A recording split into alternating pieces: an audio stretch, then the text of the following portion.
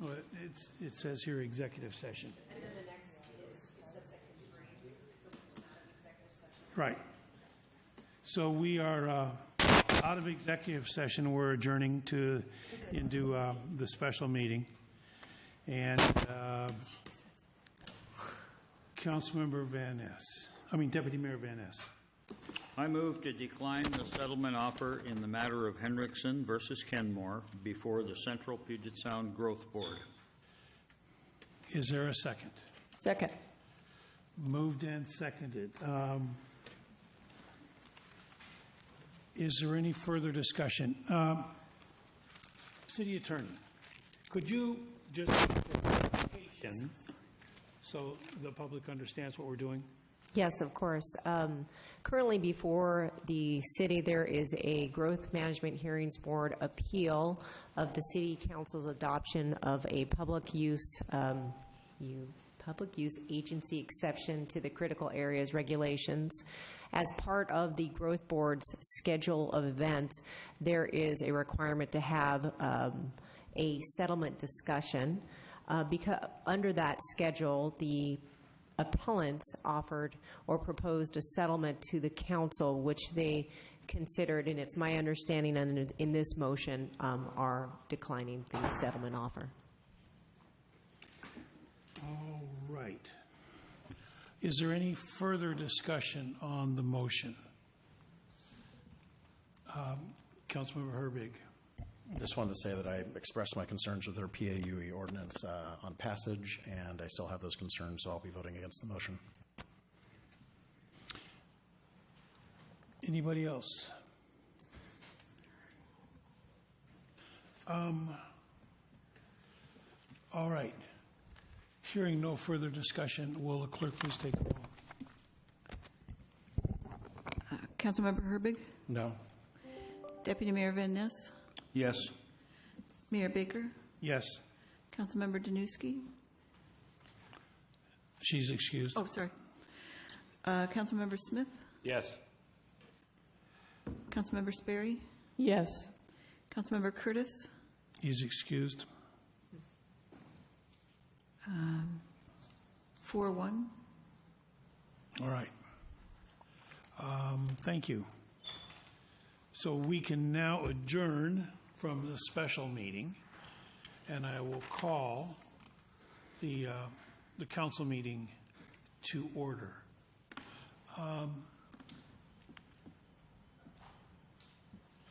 The clerk want to take the roll?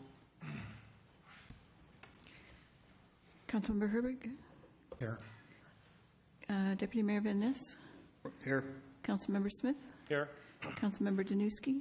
Excused. Mayor Baker? Here. Councilmember Sperry? Here.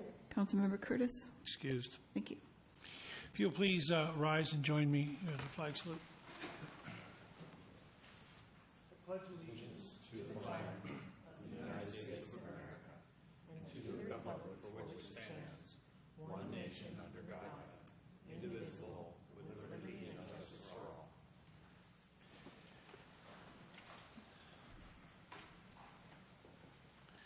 All right, next item on the agenda is the approval of the agenda. If there are no objections, the agenda will stand approved as written. Next item on the agenda is a presentation, 2016 Governor Smart Community Smart Partnership Award for the Kenmore Village Mixed Use Development Project with Main Street Property. We have Miss Bent, Community Development Director, Connie Robbins with Deputy Director of Washington State Department of Commerce, and Fretzel, Senior Planner, Growth Management Services, and representative from Main Street is Eric Campbell. If you would like to come forward, wonderful. Hi. Wow, that's pretty. This here where you can gloat. My name is Ann Fritzel. I'm a senior planner with the Department of Commerce with Growth Management Services. And Commerce is pleased to present this award to the City of Kenmore on behalf of Governor Jay Inslee. This award highlights the Governor's commitment to preserving and protecting Washington's enviable quality of life.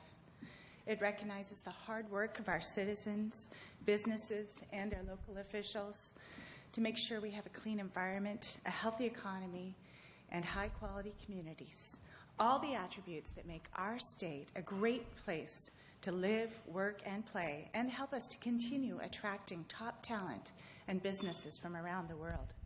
When a community comes together to establish and carry out its vision for the future, it can attract high-quality jobs and community improvements that benefit all its residents. Today, we are celebrating City of Kenmore's winning 2016 nomination. Can you not hear me? It was working. How's this? No feedback? Today, we are celebrating the City of Kenmore's winning 2016 nomination, the Kenmore Village Project, a major effort to implement a significant element of the downtown plan. This partnership project anchors downtown between the City Hall to the east, Post Office to the west, the King County Library to the southwest. Residential development on the northern portion of the property provides a transition to neighboring residential development. When the project is complete, the City of Kenmore will have provided hundreds of new housing units, commercial, and office space, including a new medical clinic and a town green and a community pavilion building for Kenmore citizens. In reviewing the applications, the judges said this was a good example of significant citizen involvement in the creation of a real downtown core, a new sense of a city center. They said it was great examples of a downtown place, and there were lots of good ideas for other cities to emulate, many of which need this type of a mixed-use development at their core, a great downtown place. Congratulations, Mayor Baker, City Council members, hardworking staff, and all the project partners. Thank you. And Eric, you want to? If you don't mind me saying one quick word. Sure, please do. Please, let me. Yes, absolutely. If you don't mind. Eric Campbell, CEO of Main Street, and I just really want to commend the City of Kenmore, everyone up here, of course, many of your predecessors also, and of course the great staff. I mean, visions like this are so tough to do, but to really create and then actually have the motor and the building go vertical. And what I'd really like to commend everyone for, and with Rob's hard work, Nancy's hard work, is negotiating contracts are difficult, but really paving the way. Because I think 20 years from now, everyone's going to sit back and say, God, Kenmore's what a great place. And they'll all forget all the hard work that everyone did. So I would just like to say thank you. We really appreciate the partnership. And great people to work with. And really, I think it's a great investment. I know, looking back over the years, you guys took a lot of arrows for us. So thank you. And I really appreciate the opportunity. Thanks so much. Thank you. Thank you, Mr. Campbell. So we want to? Yes. Do you want us all? I suppose we should all be. You guys too. Okay. We're getting there. There's a lot of people.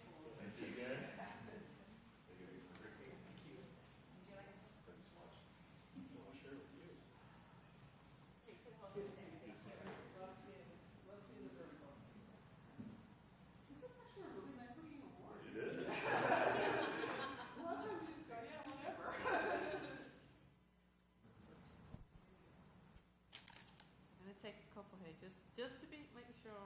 There we go.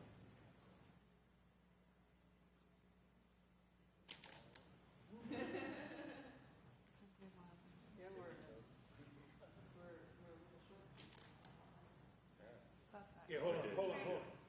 City manager. I know. A whole lot of negotiating. Yes. Wait, if I come up, then everybody's got to come up. That's okay. Then fine. Yeah. Come on up. Okay. All of you, come on. Everybody was involved. That's right. Come on.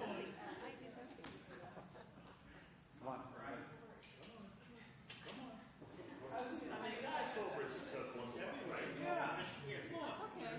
We cannot do this by ourselves. We can't do this by ourselves. Come on in.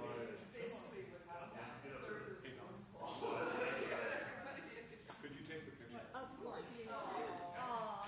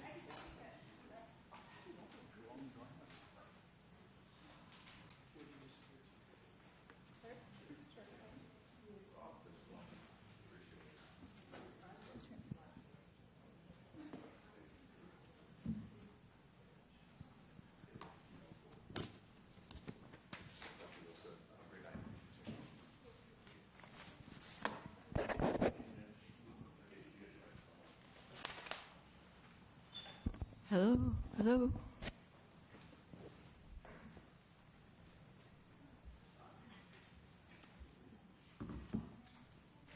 I don't know if anybody noticed, but the city flag. Where'd it go? It went to AWC. It's now back. Did you get a new one? Ours was pretty raggedy looking. Pardon? Did you get a new one? No, no. The one that was in here. All right, next item on the agenda is citizen comments. It's an opportunity to express your views on issues that are important to you and to the community. We ask that you please limit your comments to 3 minutes. Clerk, please call the first person. Kim Allenfor.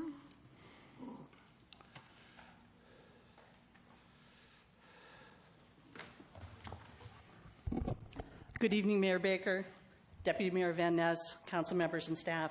My name is Kim Allen, and I'm here this evening representing AT&T along with representatives from T-Mobile and Verizon. To begin, I'd like to acknowledge the tremendous effort by the staff and by the Planning Commission to sort through a very complex topic. As a former Planning Commissioner in Redmond, I know the focus and dedication it takes to serve. There are many meetings speak to that effort. Some minor issues were resolved. However, I come before you tonight to ask that the council schedule a study session later this summer to spend some additional time to work through the consolidated remaining concerns of the industry with the proposed code, and to allow us to provide data from RF engineers about the height needed in Kenmore to continue to deliver critical wireless service to your residents and businesses. Early on in the process, staff declined AT&T's offer to provide RF testimony because we were the only carrier involved at the time. Now all three are at the table, and we would like to provide some independent data for you. The industry has consolidated our concerns into a single red line document sent to you on Friday, along with a letter detailing the issues. We ask that you take some additional time to get all of the data before adopting a new wireless ordinance. The proposed code from the Planning Commission puts Kenmore out of step with neighboring cities by lowering the existing height limits, which will render most of the existing wireless facilities nonconforming and unable to be replaced at existing heights currently providing coverage without the equivalent of a variance. In contrast, many Puget Sound cities are increasing the height limits for well-designed and streamlining the process for well-designed stealth facilities that blend into the landscape and minimize visual impacts. The proposed code before you provides no such incentives for well-designed facilities. Now, Kenmore's tall trees and hilly topography make it impossible to deliver the current level of service at the lower heights proposed. To work effectively, our antennas must be higher than trees and buildings. Camouflaged as a monopine, our facilities can achieve that height while blending in. But these tall facilities are the backbone of the networks and cannot be replaced by shorter towers. New technology called small cell works in tandem with the tower network to allow us to bring better service closer to your residential neighborhoods where your residents rely on wireless to work, play, and access emergency services. When selecting a new home or business location, reliable wireless service is often an important consideration in that decision. And as a longtime member of the Redmond City Council myself, I know that the buck stops with you here. As a council, you need to consider all of the impacts to your community, not just the aesthetic concerns. As more and more households and businesses switch to wireless only, reliable service is a critical factor in public safety, quality of life, and the economic development for the city of Kenmore. So please take the time to hear additional data from the providers so Kenmore can adopt an ordinance that provides a reasonable path for delivering quality wireless service and advances the community's value and concern for aesthetics. Thank you. Thank you, Ms. Allen. Linda Atkins.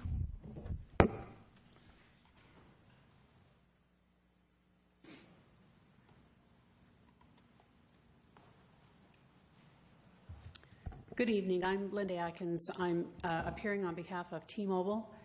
I want to speak to the same topic that Ms. Allen spoke to, the Planning Commission recommended wireless facilities ordinance. T-Mobile participated in many of the Planning Commission meetings, and we would like to echo the appreciation that Ms. Allen expressed for the hard work of the staff and the Planning Commission in working on the ordinance. There is a difficult set of considerations to balance between the technical needs for coverage of the wireless carrier community and the desire of the citizens for facilities that fit into the neighborhoods, don't disturb community character, and respect Kenmore's values. Unfortunately, we think the ordinance doesn't reflect some of the important technical concerns of the wireless carriers that were expressed to the Planning Commission. And I would refer to Ms. Allen's comment that there was offered to the Planning Commission the opportunity to have an RF engineer testify, which was not, the Planning Commission did not take the carriers up on that. We would join with AT&T in the joint red line ordinance that was submitted to you last Friday and to the comments that AT&T submitted in their letter, and urge you to take the time to hold a study session on the ordinance, to take RF engineer testimony, to ask questions of the carriers, and to review our joint red line ordinance. We think that if you do that, a much better product can result. One of the biggest problems with the ordinance that the Planning Commission is going to recommend to you is that the height and location table that's in the ordinance is much more restrictive than your current code, and those height limits don't allow wireless carriers to meet basic coverage needs. And the ordinance does include a major adjustment process. That process, as it was explained by the Planning Commission, was intended to serve much like a variance process to allow some relief in an unusual set of circumstances. And unfortunately, given the low heights and the restrictive locations, particularly for utility pole facilities, the wireless community is, going to be using that major adjustment wireless variance process a lot more often than is probably appropriate. So again, we would join AT&T and Verizon Wireless and encourage you to review the ordinance in a study session and take testimony from an engineer. Thank you. Thank you. Ms. Atkins. Milt Dumit.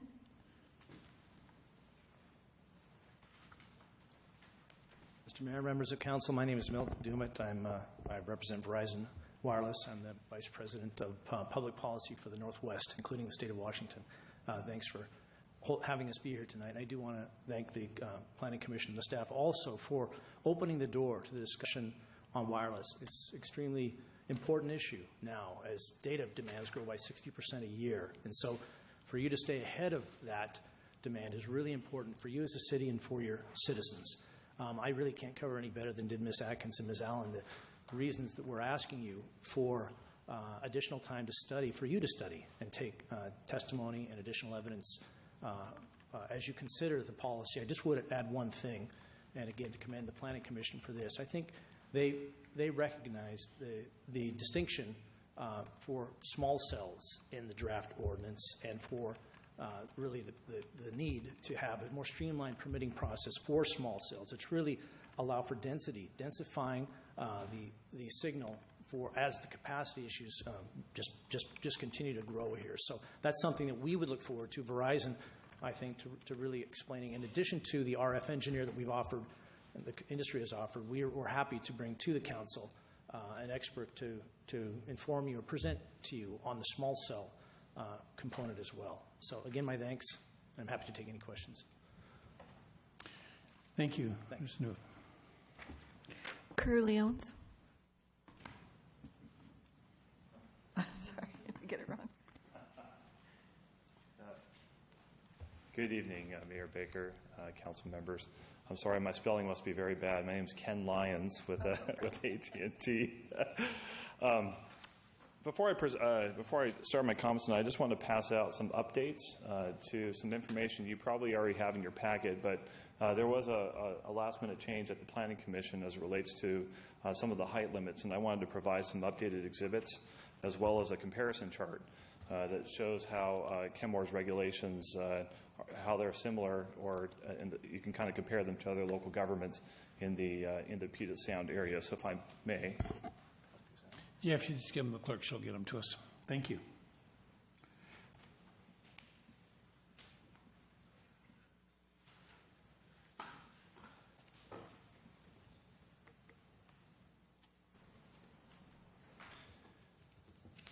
Thank you. I too want to echo just my deep appreciation for the Planning Commission staff. I know many of them are here tonight. I spent a lot of time at the Planning Commission meetings over the last several months on behalf of AT&T, talking about a lot of issues. And I don't want to leave you to a conclusion that we didn't make any progress. We certainly made a lot of progress on a number of issues. I think the reason why I stand here tonight is at the end of the day, we still, at least in the view of AT&T, it's not a balanced ordinance. We don't believe it's a workable ordinance. It's not something that provides the opportunity to not only maintain the service that we have now, but really keep up with the incredible demand for wireless service that we have in our communities here. And it's important to note that in the last 10 years, we've essentially become a wireless society. For 100 years, we were a landline society, dependent on the wires strung upon utility poles for us to provide service to residents. And if you look at where the real growth is occurring, it's people giving up their landlines altogether and going wireless only. In fact, more than half of Kenmore's residents depend on their wireless service for their daily use. And on AT&T's network alone, we've experienced a 150,000% increase in data traffic. That's since the iPhone was introduced in 2007. The charts that will be distributed to you just show some of the challenges we have with the current ordinance as drafted. Basically, how some of the height limits do not provide adequate height in order to be able to locate on things like utility poles. Certainly looking at existing utility pole sites, looking at rooftop sites, looking at some of the stealth technology that's available. A lot of these things we believe are very important to the conversation and can result in very well integrated infrastructure that respects the aesthetics that the community has set, the standards that the community is trying to set. Generally speaking, I'm just going to focus on two items in the ordinance that we have major concerns with, and that is the major adjustment provision. We at AT&T, we actually suggested the adjustment provision, but it's much different in this form than it was when it was originally introduced. And I think that the way that the language is written today, essentially service has to be terrible. It has to be horrible in order for a carrier to have the justification to be able to improve service. And that's a challenge, particularly if it takes a couple of years to improve service. It creates challenges for public safety. It creates challenges for people who depend on their wireless service every day. So I would urge you to certainly look at that as it was outlined in the letter. And then the last thing I was just going to mention are the non-conforming provisions. Again, we have existing infrastructure in the community that provides wireless service. It's very important. People do depend on it, and the current draft of the ordinance requires almost every single site in the community would become non-conforming when this ordinance would pass. And some of the provisions were written in such a way that would actually force their removal. It's not that we certainly want well-integrated infrastructure, try to find ways to build things that the community will accept, but we are worried about whether or not if you take down the backbone of the communication networks today, whether or not that service can truly be replaced. And so we would urge you to do that. Thank you again for this opportunity to comment. Certainly available for questions tonight. Thanks again. Thank you, Mr. Lyons. There's no one else signed up. Anybody else wishing to be heard? I want to thank you all for your comments, and Ms. Allen, Ms. Atkins, Ms. Newitt, and Mr. Lyons. We are going to be discussing this tonight, so we thank you for your comments. All right. Next item on the agenda is, come on. Computer problems. Yes, consent agenda. Is there a motion to approve? So moved. And I'll second. Any discussion? Hearing none. All those in favor say aye. Opposed? Consent agenda stands approved unanimously. Next item on the agenda is a public hearing. This is a public hearing to receive public testimony on resolution number 16-283, adopting the 2017-2022 six-year transportation improvement program. Ms. Overlease.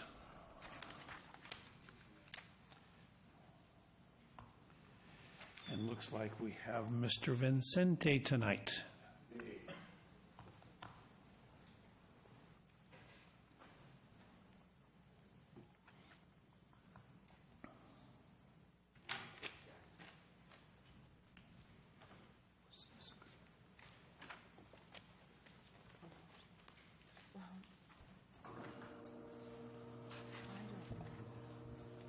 So we have the public hearing first. Did you want Yes. to do that first? Okay. Yeah, but usually there's a little bit of background, and then we do the public hearing. Do you want to do it after my presentation? Yeah. Yeah.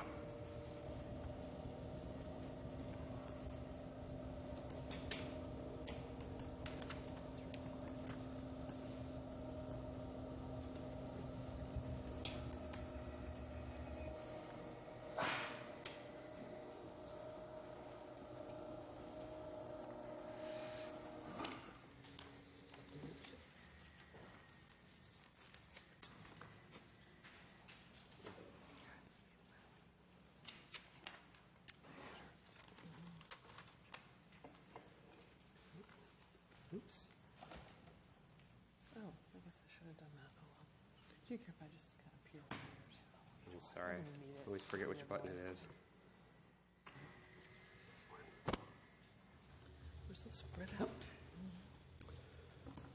Alrighty, so I will be presenting the six-year Transportation Improvement Program 2017-22 for you tonight.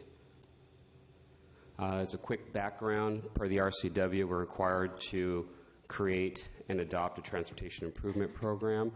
The city must propose the utilization of funds for transportation projects within the next 6 years. It needs to be consistent with our comprehensive plan, and it must be updated annually and approved by council. The annual update must be performed each year. As you remember, I did it last year, and I'm doing it again this year. And then once it is approved, it needs to be filed with the Washington State Secretary of Transportation. As a brief reminder, the TIP is different from our CIP. The TIP is a planning document. It's not fiscally constrained, and it lags 1 year typically from the CIP, whereas the CIP is budget assigned and approved for it.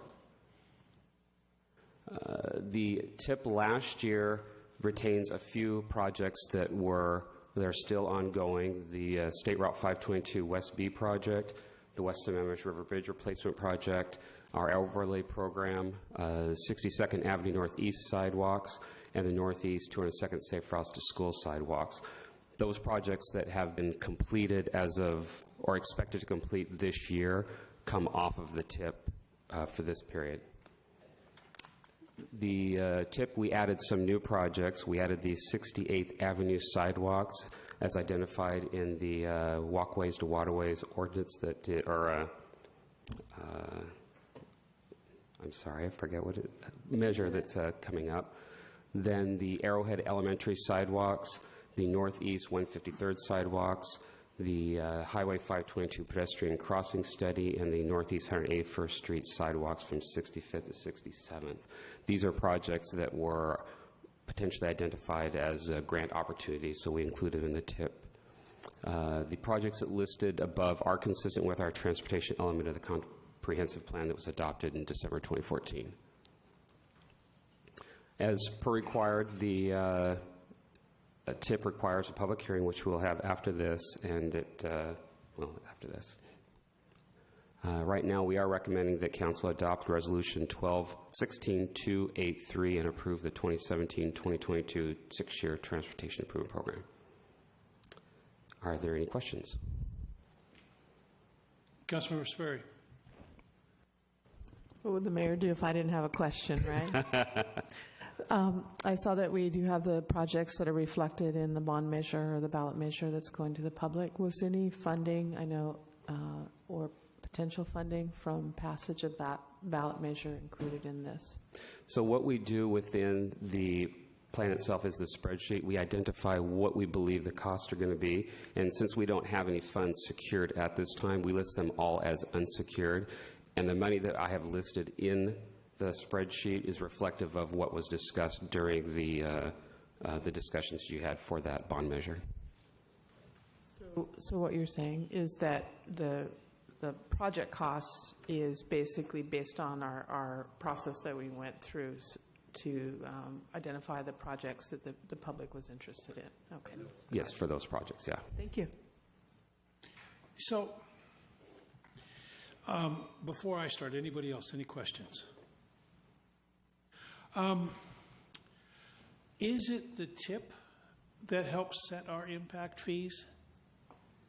Or is it the CIP that helps us set our impact fees?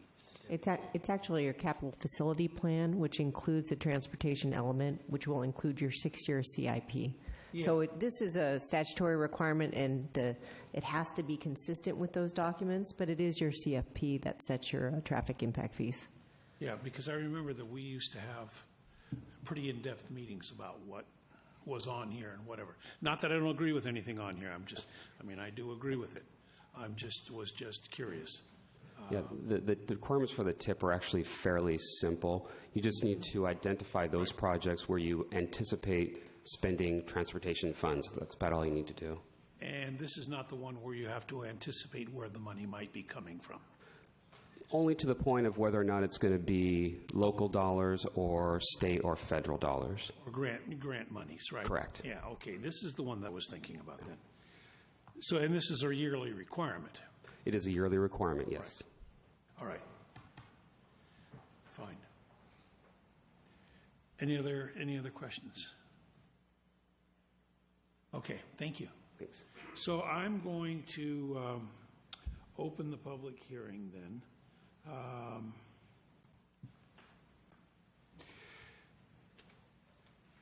To receive public testimony on resolution number 16-283, adopting the 2017 to 2022 6-year transportation improvement program.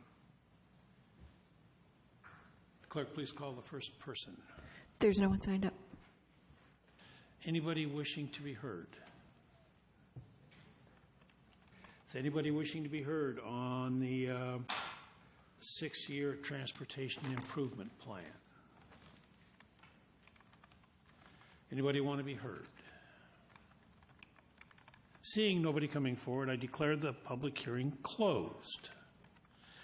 Now, next item on the agenda then is a motion to adopt resolution number 16-283, the 2017-2022 6-year transportation improvement program. Is there a motion?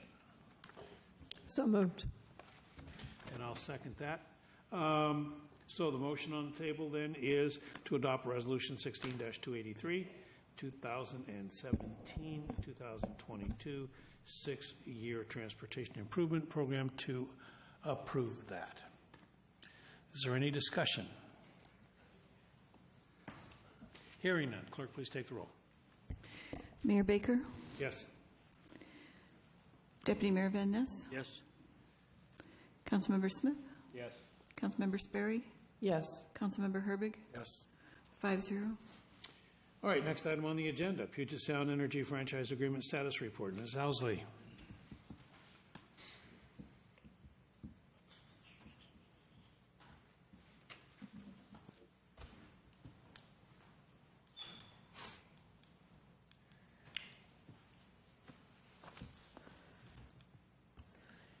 Good evening, Mayor and Council.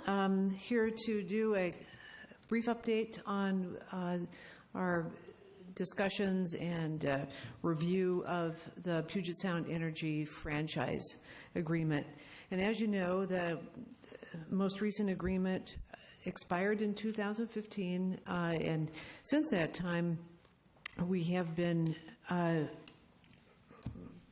doing a lot of research and literally hearing from dozens of Kenmore residents about their concerns with, and frankly, frustration with the level of system reliability, wondering why outages seem to happen with greater frequency here and that they last longer. So we have taken those questions and concerns very seriously, and we have decided to really leave no stone unturned as far as how prepared we want to be as we really get into the more detailed discussions with PSE.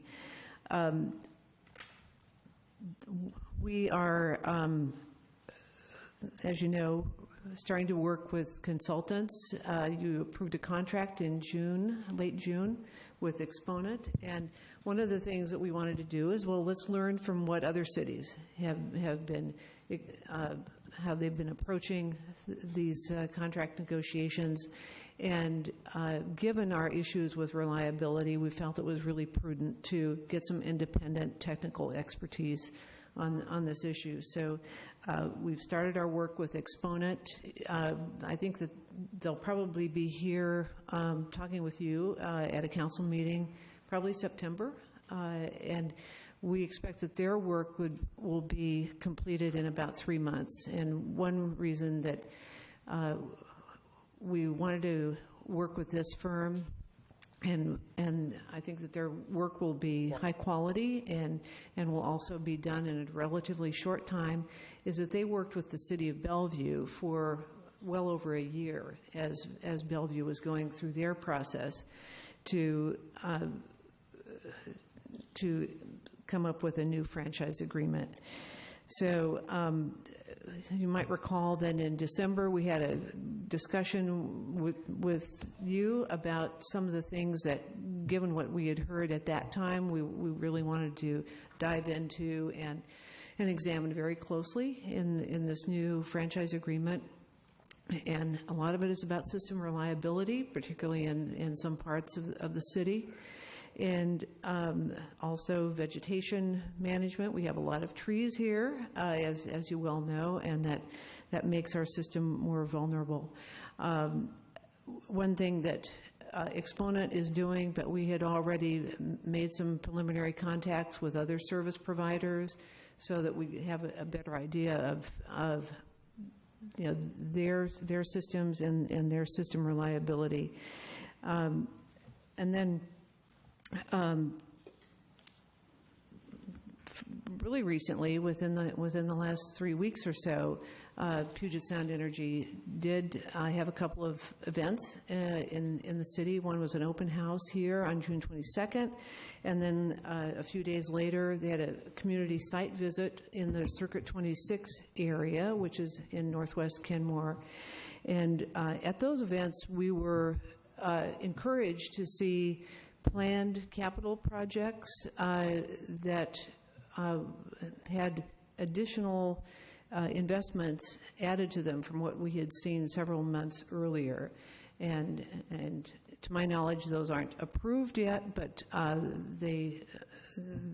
that chart that was provided at those events is in your packet, and it shows a variety of investments that get at more durability and reliability, particularly in that northwest section of the city.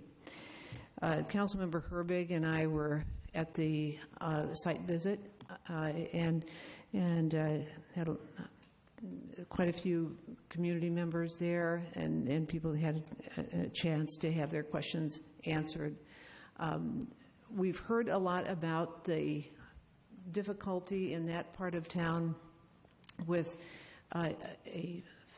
transmission and distribution lines that do not follow a right-of-way, but instead are in an easement, long-term easement that's been there, that literally run through people's backyards. And so even in that discussion, standing up in the neighborhood, I think we discussed some ways that PSE could, on a regular basis, communicate with the property owners who have those easements. I don't know about you, but when I bought my house, there was, tons of paper, and it talked about easements for utilities. And I think that, I'm not so different from a lot of people. So I think it's incumbent on the utility to maintain contact with those neighbors where they have easements, and remind them that, number one, it's in place. There are certain access needs that the utility has, and what they have found is that there have been encroachments into those easements over the years. So I think that was one good discussion, and we expect to have more good discussions with PSE. One of the projects that you'll notice on that chart is the one that's labeled number 6, and this is an interesting proposal. It would actually take the distribution lines away from those backyards in that neighborhood and put them on a street right-of-way. And that is, as I understand it, one approach that PSE has to be able to visualize the power lines and access them more expeditiously in the event of an outage. And so that would take those distribution lines, not the transmission line, but the distribution lines, and put them on new equipment, new poles in the northeast 195th to 198th street right-of-ways in that part of town. So again, we're hoping to have an agreement in front of the council for action. The first half of next year, maybe it'll go more quickly, but frankly, we know that these are long-term decisions. The last franchise agreement was a 10-year agreement, and so we want to get this right, and we want to learn all we can from what other cities have experienced, and frankly, what customers of other providers are experiencing too. So we look forward to keeping in touch with the council, and as I mentioned, having the engineering consultants here for a meeting sometime in the early fall. So with that, I'm happy to entertain any questions that you have. Questions? Councilor Smith. Thank you for the update. I have a couple of questions. One is, from the memo of December 10th from our city manager, are those 9 bullet points still all relevant in your franchise negotiations? Definitely. Okay, great. And there are probably some more that would be added to that list, just from what we've learned more recently. And are on the reliability projects list, the PSC document, is that list going to be, those items also going to be included as a component or attachment to the franchise agreement? Or what is the level of commitment that we're assured that those get completed? Well, since they have distributed those throughout the community, I think that's an indication that they feel pretty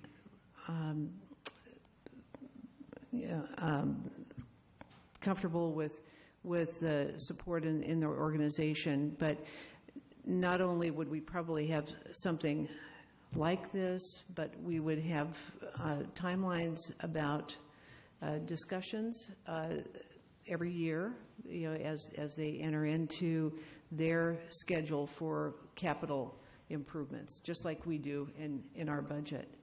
And so I think that we, as you'll see from the December memo, and what we know is being done in some of the other cities, having very regular in-person contacts,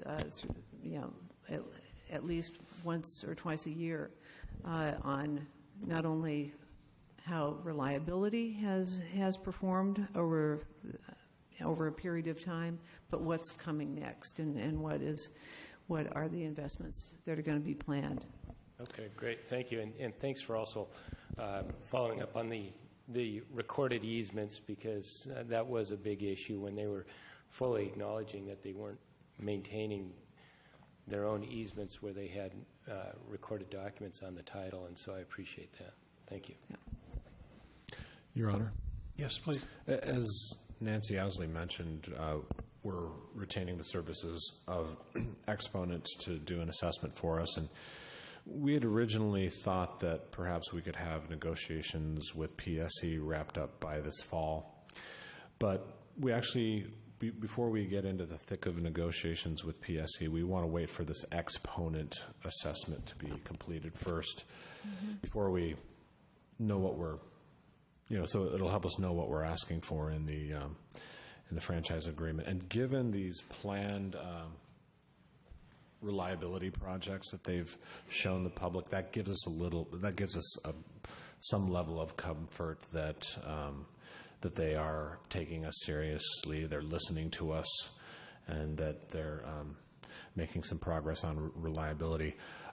Many of these reliability projects that you see here before you were not being proposed just a few months ago. So we know that they, like I said, they are listening to us, and they are taking steps towards better reliability in Kenmore. So given that, I'm okay with the franchise negotiations going a little longer and waiting for the exponent assessment to be completed.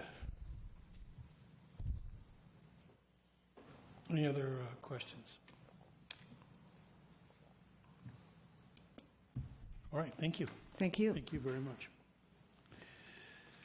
All right, next item on the agenda is a joint planning commission agenda and presentation of the recommended wireless communication facility code amendments. Ms. Mint, Community Development Director, Ms. Anderson, the Senior Planner, and Planning Commissioners. Okay, I'd like to invite the Planning Commission members to join us here at the table, please. So while the Planning Commission are getting settled, I'll do a quick introduction. So why are we here this evening? Well, we're looking at the wireless communication facilities regulations. Why are we reviewing those regulations? For several reasons. One, there were some recent federal regulations that were passed, and so our code needs to reflect those regulations, and those regulations, federal regulations, provide quite a bit of flexibility for providers to modify their facilities, whether they're conforming or non-conforming. We also want to address several inconsistencies and challenges of the current rules, which were adopted in 2006. We want to make sure that they're streamlined, as we've done with other sections of the code. And we want to make sure that overall the code that is adopted establish the regulations for siting wireless communication facilities in ways that encourage joint location of facilities, that reduce visual impact, and they also allow providers to provide service that is needed and in demand in the Kenmore community. So the Planning Commission has taken a look at the rules, and they've spent many meetings since November reviewing proposed regulations. They've worked through many issues. They've heard the carriers' issues as they've been presented, and many of the issues presented they've addressed. The issues that were presented to you tonight during public comment, the Planning Commission considered the majority of those issues in their deliberations. It was encouraging to see the letter provided by the carriers on Friday that they have now consolidated their comments, which is great. So tonight, I think it's very important to hear the Planning Commission recommendation so that they can tell you and explain to you the work that was done, how they work to create this recommendation. So I think it's really important that you hear that. We have a PowerPoint presentation, and Laurie will work through that. It's probably about 15 to 20 minutes. It's a very kind of technical issue, so we want to make sure that there's sort of full understanding of this before you.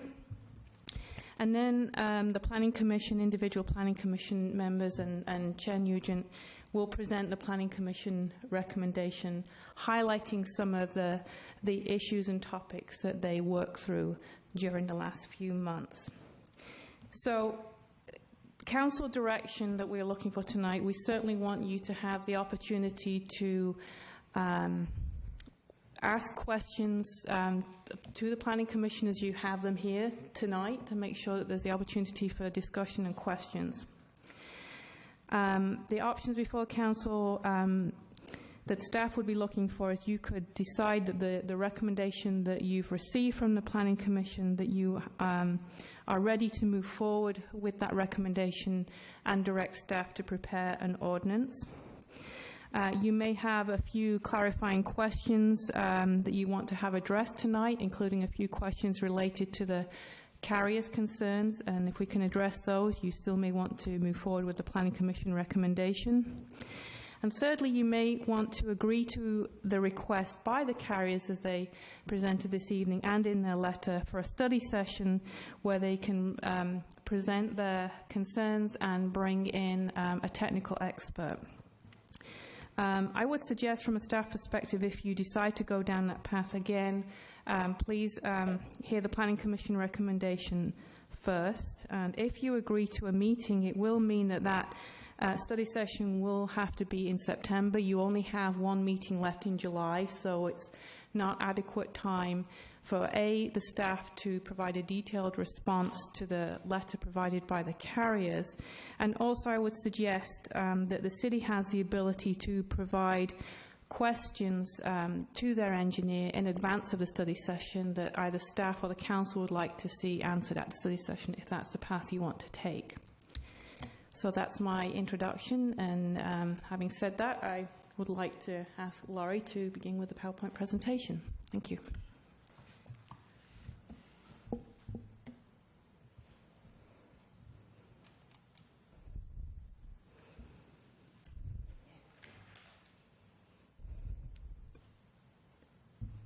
I am going to begin. We've got it here.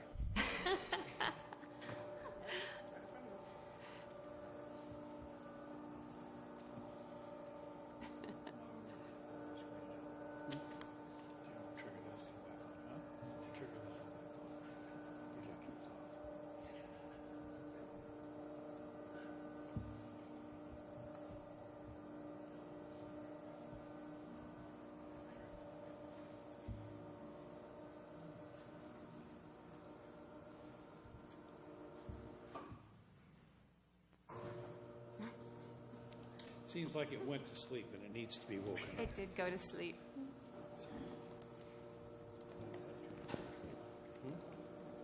What's that? Yeah, exactly. So we make it work.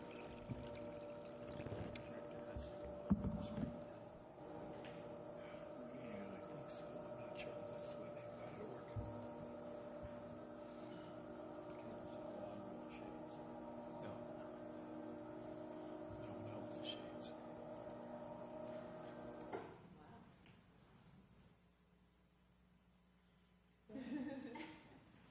What happens if Well- you change the source? Oh, I just mean change it and then change it back. Why don't I just begin talking? It won't be as Well, glamorous. we see it here. as The problem is that the people at home can't see it. Yeah, okay. Would you prefer that I wait until we try to get it up? We'll let her do one or two more things, and Okay. if not... Pardon? Not responding to anything? Well...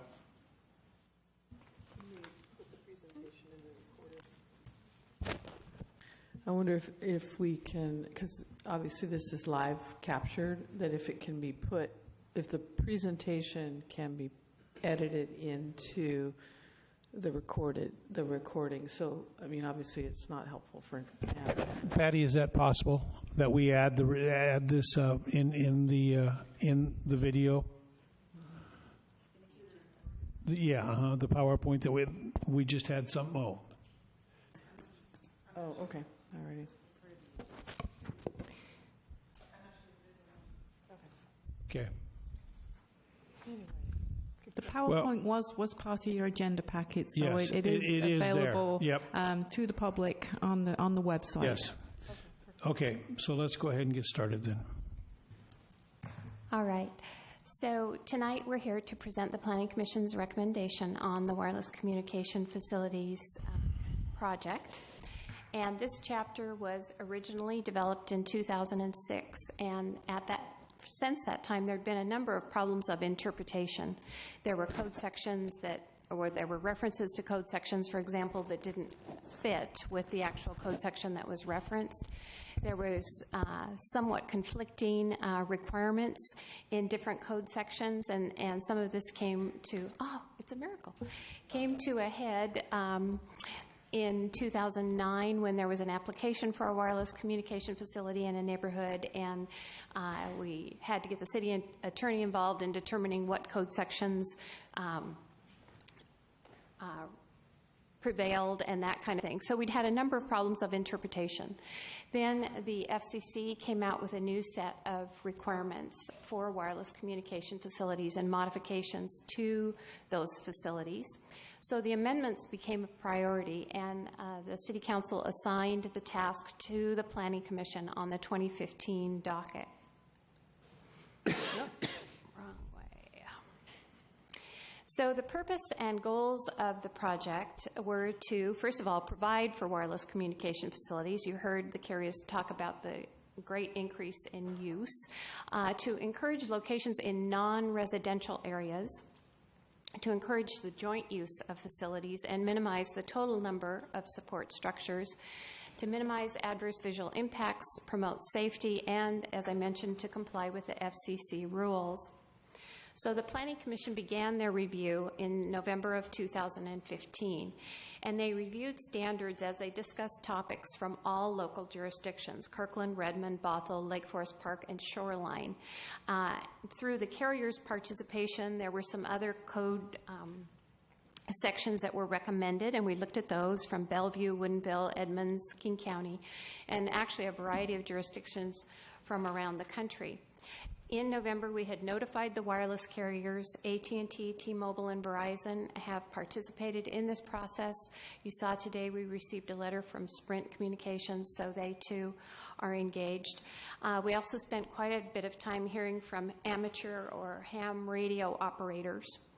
And the Planning Commission was making an effort to balance the desires to provide wireless service to the community with other community values expressed in the comprehensive plan, supporting the character of single-family neighborhoods and preserving visual connections to the waterfront. One thing, and the first thing the Planning Commission did, was to define types of facilities. And after I'm through with this PowerPoint, I'm going to just quickly show you some photographs of different kinds of facilities so you'll know what these look like. The current code defines wireless facilities by type of signal, not something that's easy for a staff person to determine. Instead, we went to a physical description of these facilities. So we talk about antenna co-location on an existing conforming tower. We talk about rooftop antennas, facade antennas on the face of a building, antennas on utility or light poles, towers, monopoles like the one outside the window. The Planning Commission has specifically said that lattice towers, which are another type of tower, should not be permitted in the community. Satellite dishes, and then amateur or ham radio facilities. They prioritized where these types and locations of facilities should go. So from the highest priority to the lowest priority. This is set out in the proposed code. The first priority is co-location on an existing conforming tower. Second priority, rooftop antenna in a non-residential zone, then a facade antenna in a non-residential zone, antenna on a utility or light pole in a non-residential zone, and then a new tower in a non-residential zone, except certain zones, the Urban Corridor West, the waterfront commercial, and the community business zones, because those are areas where there have been height limits put on buildings to protect views to Lake Washington. The lower priorities are attachment of an antenna to a non-residential building in a residential zone. So that would be a church, for example, in a residential zone is a non-residential building in a residential zone. Attachment of an antenna to a utility or light pole, a new tower in a residential zone, and the lowest priority is a new tower in those zones that have views to Lake Washington. The Planning Commission looked at the exemptions in the existing code, and for the most part, those remained the same, but a significant change was to remove amateur or ham radio facilities from the exempt list.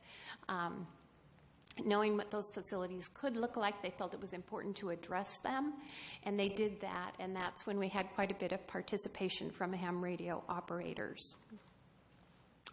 They then used their hierarchy of where they wanted these facilities to go, their preferred siting areas, to determine allowable heights and review processes. So hopefully those heights and review processes reinforce the preferred siting hierarchy. The lower heights and more intensive review processes are in single-family residential areas and in the view areas. They did express interest in small cell facilities, and again, I'll have a photograph of that for you, but they decided that multiple small cell facilities could be permitted through a single permit rather than having lots of permit requirements for those types of facilities. So, and I know this is complicated, but I want to really go over what the permit processes are, what they would look like. So the current rules for wireless facilities are that a conditional use permit or a special use permit, and the difference is a conditional use permit is an administrative decision by the Director of Development Services. A special use permit is a hearing examiner public hearing, are required for all transmission support structures and for antennas in single-family zones, with a few exceptions. So those are the existing rules. And the proposed rules, and in your packet I referenced the code section for all of these if you want to look at it in more detail.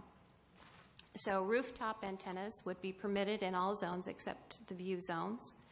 In single-family areas, a conditional use permit would be required. Facade antennas, the same thing, permitted in all zones. In single-family residential areas, a conditional use permit. Antennas on utility or light poles, permitted in all zones, but in single-family residential areas and view zones, a conditional use permit would be required.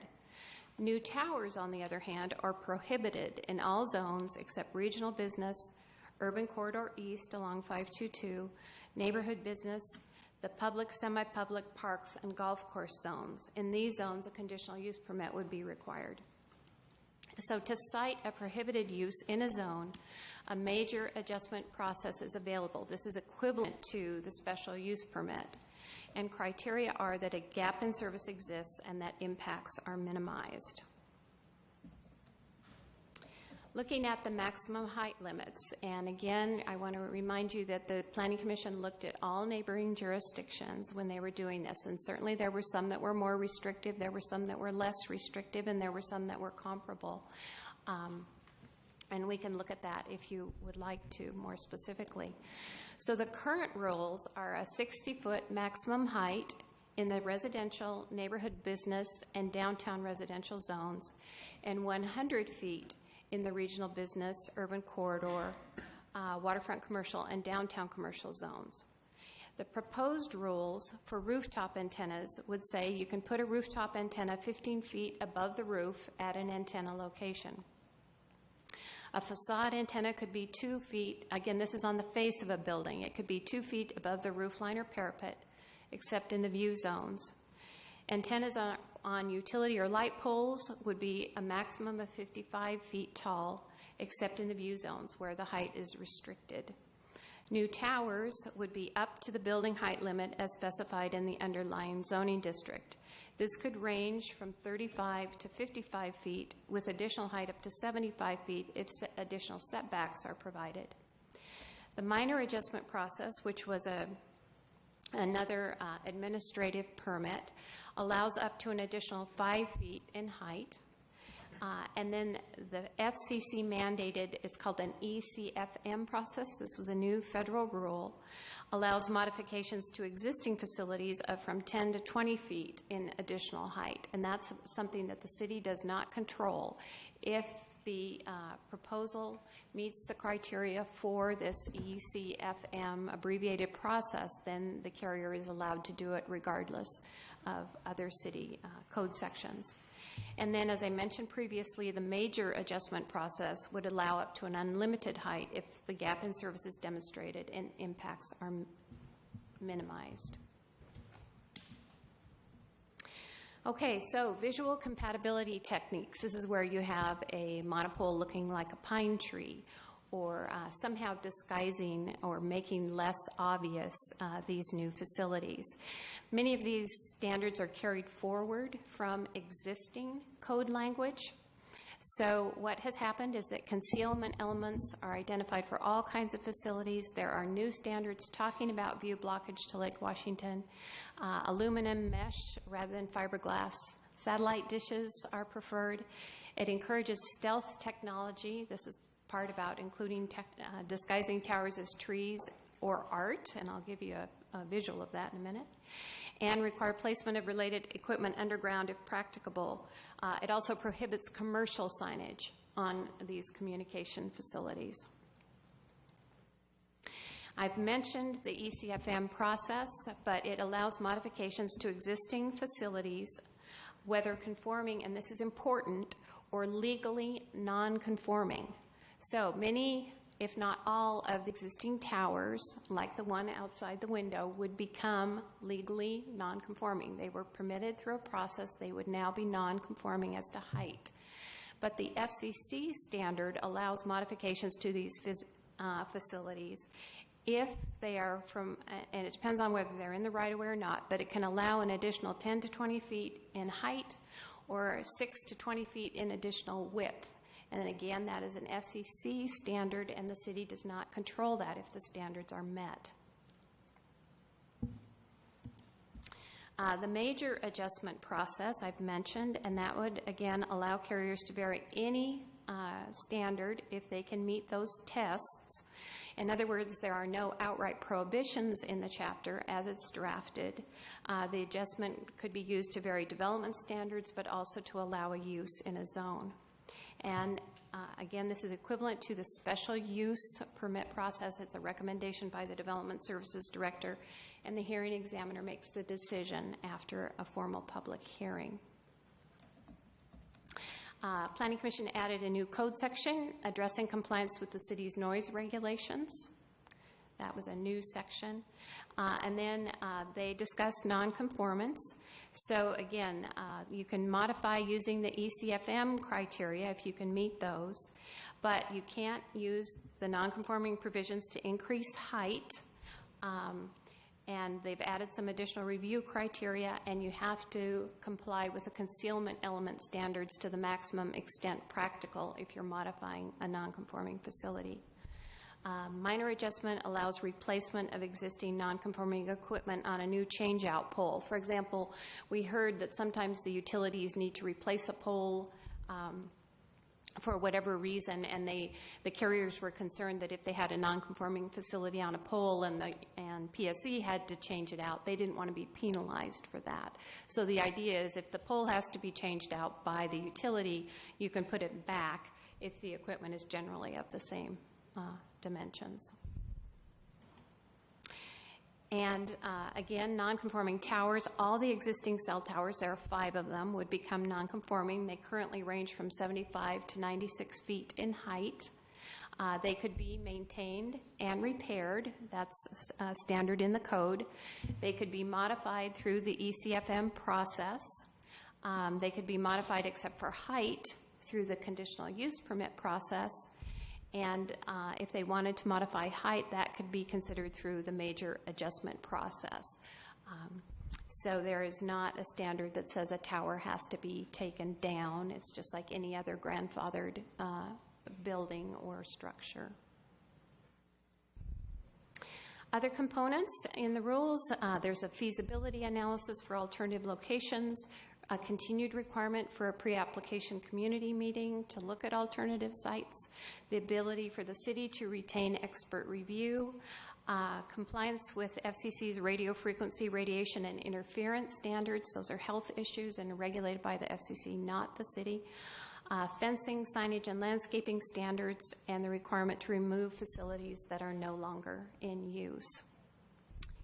So that is the conclusion of this slideshow. And I did, just before I can make the mouse work here, we're having technical difficulties. I did want to show you a couple of slides of facilities. There was some question like, what are these things? So here are some photos of representative facilities. Some are in Kenmore, most are not. But this will give you an idea of what we're talking about. I think you're all familiar with towers or monopoles. The structure on the left is a lattice tower. Again, the recommendations are to prohibit that type of a use. The second picture is of a tower disguised as art. This was something that was brought to us by a citizen comment. And so that's a concealment technique. And then the other two are monopoles, which are, again, something that you've seen. There's one here. There's one down on SR 522. There's one down on 175th. Incidentally, we haven't had a new permit request for a monopole for 7 years. So we haven't been receiving very many requests for new towers. Antennas on utility or light poles. These are slides. These are actually in Kenmore. Left-hand slide, you see a transmission pole at the front. The utility pole with the facility is back in the trees. The middle slide is also of a transmission pole, not a distribution pole, which are the shorter poles. So these are the taller poles, and you would have to go through a major adjustment to put a facility on these taller poles. This last one is a utility pole, and I think this one is actually at 60 feet. Here are some photos of small cells or DIS systems. You can see that the scale of these is much smaller. Here's on the right-hand side, you see a light pole with an antenna and then the associated equipment on it. I'm sure that if you were to hold a meeting with the carriers, that Verizon could provide additional information. And then lastly, this slide is just of some amateur or ham radio facilities, and these slides are what prompted the Planning Commission to move them out of the exempt category and to put in place new standards for them. There's one on a rooftop. The city is aware of only one actual pole in the community, and it's been there for quite a while. So that concludes my presentation. Which makes it my turn. I'll try and keep it short.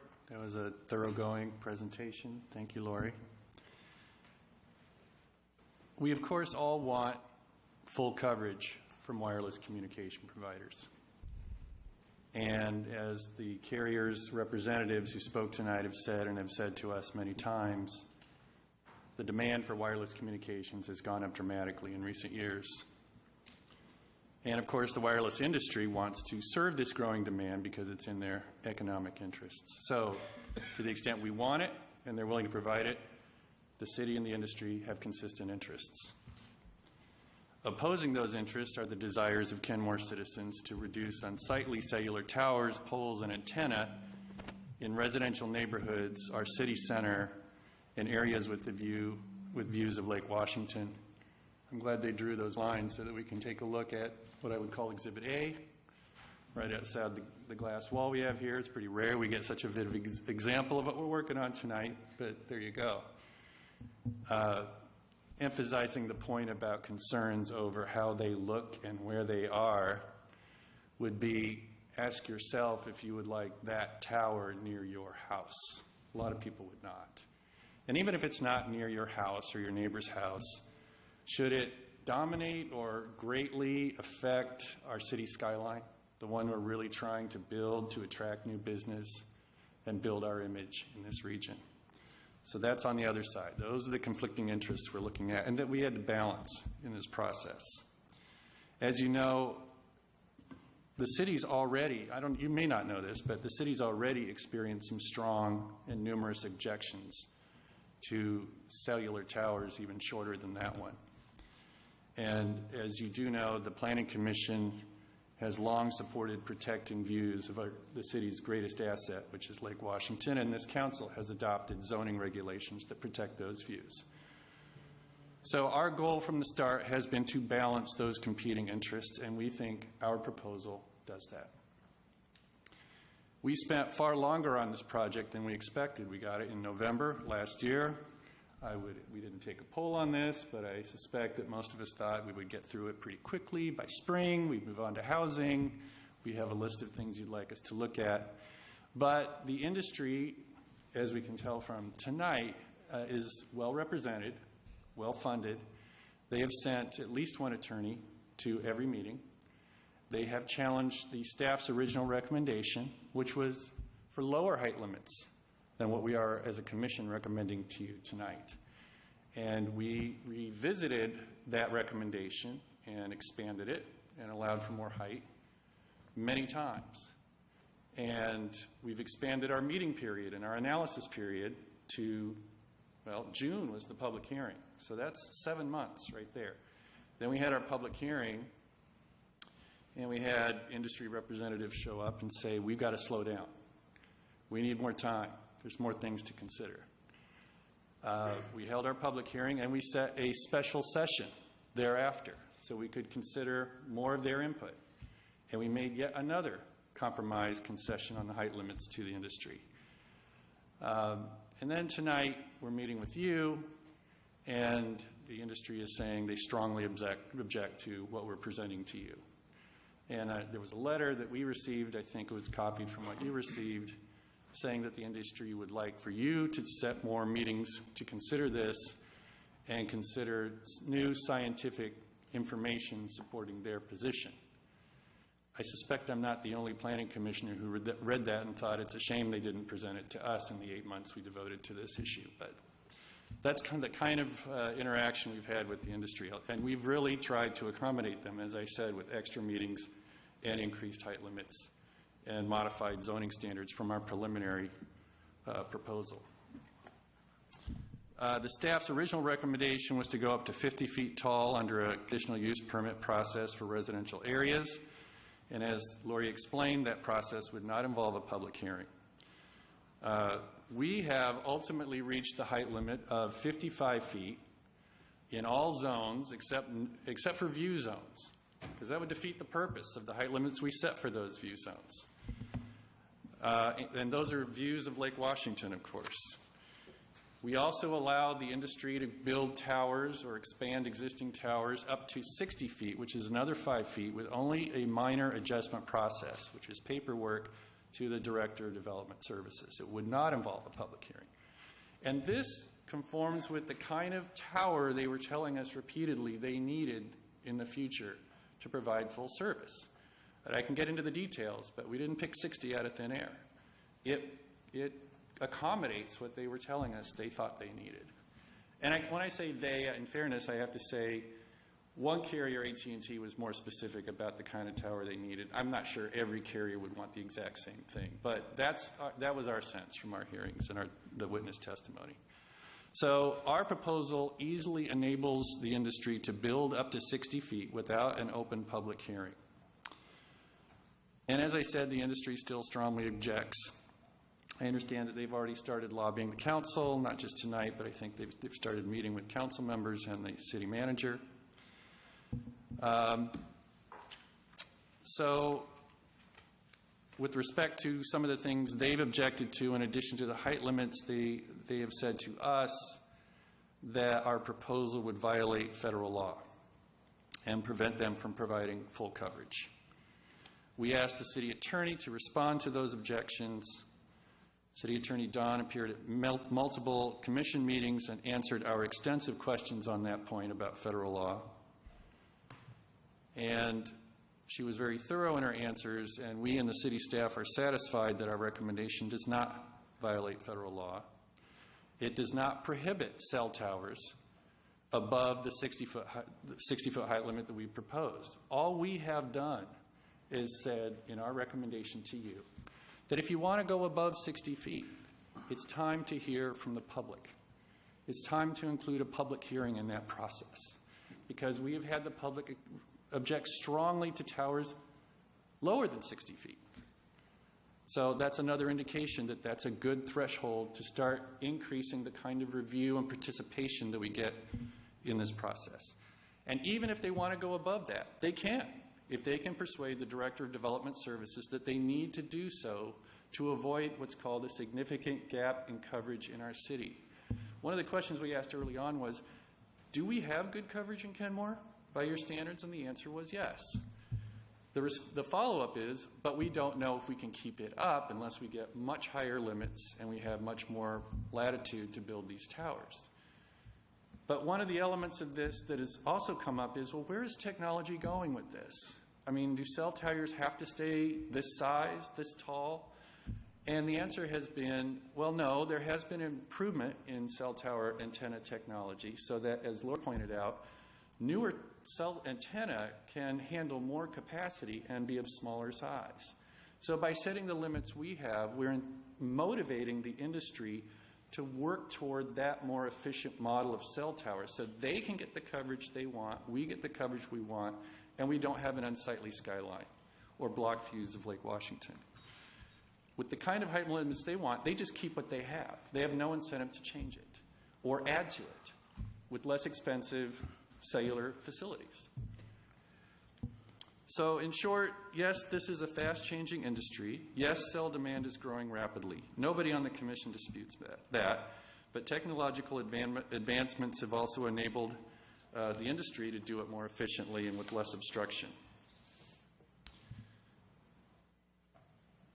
So here's the principle, and I've sort of alluded to this, but I'm going to, at the risk of being a little redundant, I'm going to sum up the principle that underlies our recommendation to allow up to 60 feet without a public hearing.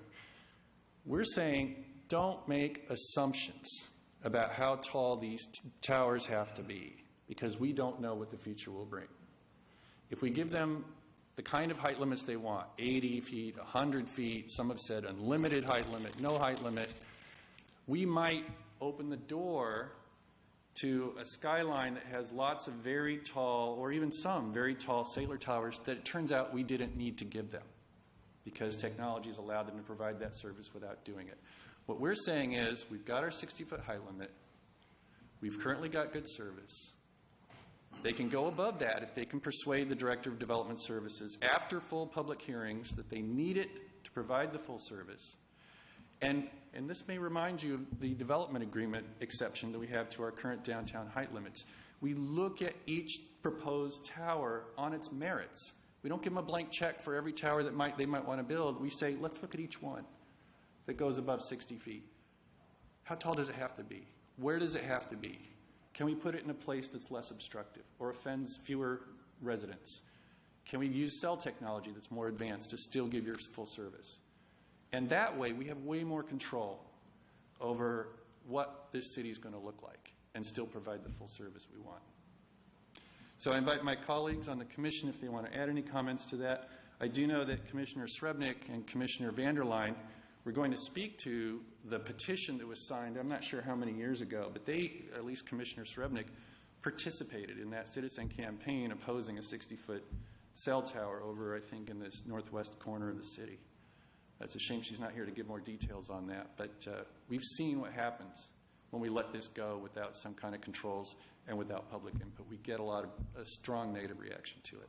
So again, I invite my colleagues if they want to add to my comments.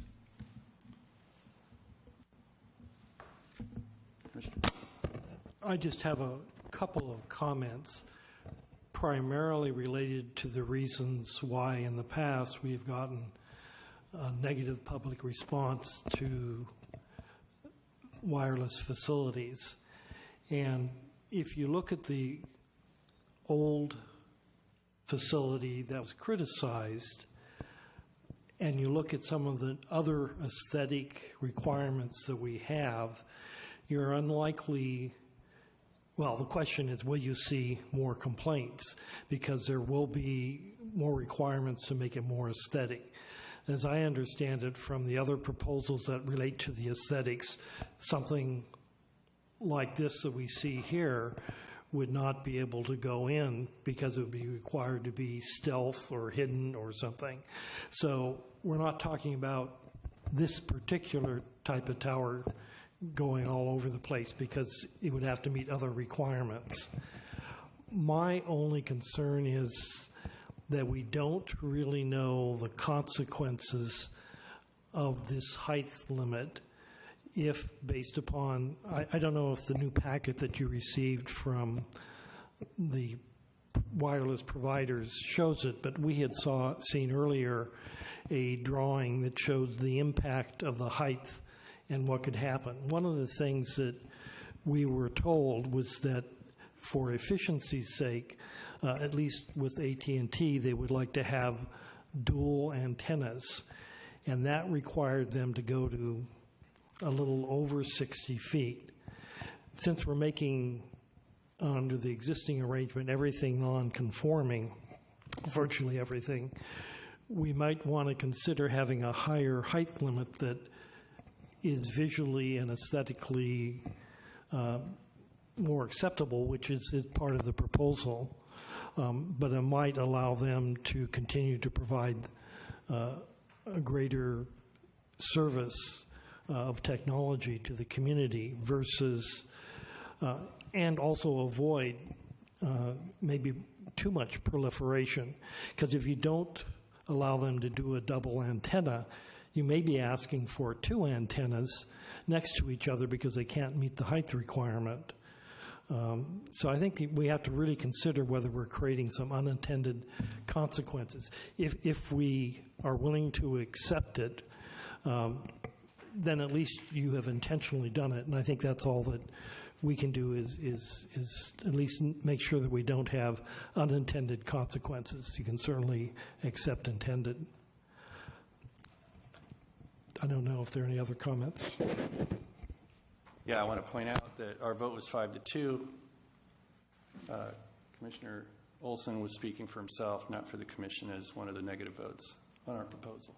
I also want to point out that and I invite the staff to correct me if I'm wrong or correct Dennis, my understanding was that AT&T's desired future antenna would add 2 8-foot antenna on top of each other with a 7-foot gap. That's 8 plus 8 plus 7 is 23 feet. They would like to add that to an existing utility pole. The average existing utility pole is 35 feet. That would bring it up to 58, which would come within the 60-foot allowance that we've already had in our proposal. So I disagree with Commissioner Olson that we need more feet on our proposal. One of the questions I think that we had was, is there any capability on the one that you're showing now, the one on top of utility poles, to become more aesthetically pleasing? Can we go back and require? No, that was direct to staff. Oh, thank you. I don't think that on a utility pole you can disguise your facility. But I don't know that. That would be a question for the carriers. I know that was one question. Whether PSE would allow that, I don't know. Because then on top of telephone poles, we'd be seeing that out there. Is that right? I have a couple of illustrations if you'd like to look at those, what we're talking about. I can pull up the slide and maybe pull up the slide. Hopefully pull up the slide. Well, I don't want to go out of turn here because... I think this speaks to Doug's point, the question about what you could put on top of a utility pole. And I had some good illustrations, the first of which was provided, in fact, by Puget Sound Energy. So we can come back to that if we need to. Right. But let the council have a chance here to ask some questions. Yeah, Councilmember Smith. Well, thanks to staff and also to Chair Nugent for really good, thorough background that helps in understanding how you got to where we are today, and I appreciate the history of it. It's good information. as we look at this. One of the first questions I just want to ask, and it may seem almost ridiculous to ask it, but do you feel like you as a planning commission, do you have all the information that you needed to make the recommendation? Is there something that you felt was missing or lacking? If I may. So early on, we had asked some of the gray area questions, because we felt like we're not engineers. We're being given a lot of technical information by the industry. Here's what we need to provide full service into the future. Look at this trend of demand. And yes, we've been getting more efficient with the size of these antennae. So we wanted to know, well, where is the trend going? What is it likely to be? You know, will the technology offset the increase in demand so you don't need that much more infrastructure? And the answer was essentially, we don't know, and it's constantly changing. So we have taken a careful approach. Now, the industry would say, oh, we're way out of step with other jurisdictions. We're way too restrictive. Other jurisdictions are allowing far higher antenna and monopoles. We disagree. If you look at a chart, they've given you another chart tonight. They say that we have prohibited towers in excess of 55 feet. As I said, as staff has said, that's not the case. All we have said is you need to bring the public's voice into the process if you want to get taller than that. Federal law says we can't restrict them from building a tower as tall as they need to provide full service. So we're not even trying to do that. We're just saying open up the process. Let the people speak at that point. So when I say we're taking a conservative, cautious position, we're not giving them a blank check. We don't really know, and they don't know, how tall they'll have to be, how many they will need to satisfy demand in the future. We're saying let's take it a step at a time. Let's not just give them 80 feet and just hope it doesn't look too ugly. Let's just give them 60, and then when the time comes for them to need the 80-foot tower to provide full service, let everybody speak before we make our decision and change our skyline. Thank you. And I have a couple other questions, but I'll let others talk after that. And I'd also like to at least thank the industry reps for giving us a letter on Friday that helps me to get to a better understanding of exactly what your issues were. It helped me working through this process, and so I appreciate having the one document to help us through this. Other questions? Yeah, Deputy Mayor. Thank you.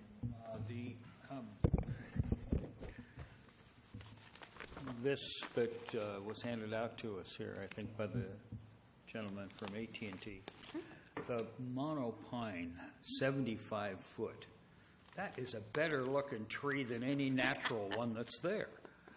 But what I'm thinking is that if we go with what the Planning Commission has, and any pole that is needed has to go through the public process, and then we can negotiate, hey, we can get a lot of good trees like this out of the deal, I would think. And if there aren't those kinds of discussions going on for each bigger pole that has to go up, we may get poles like that.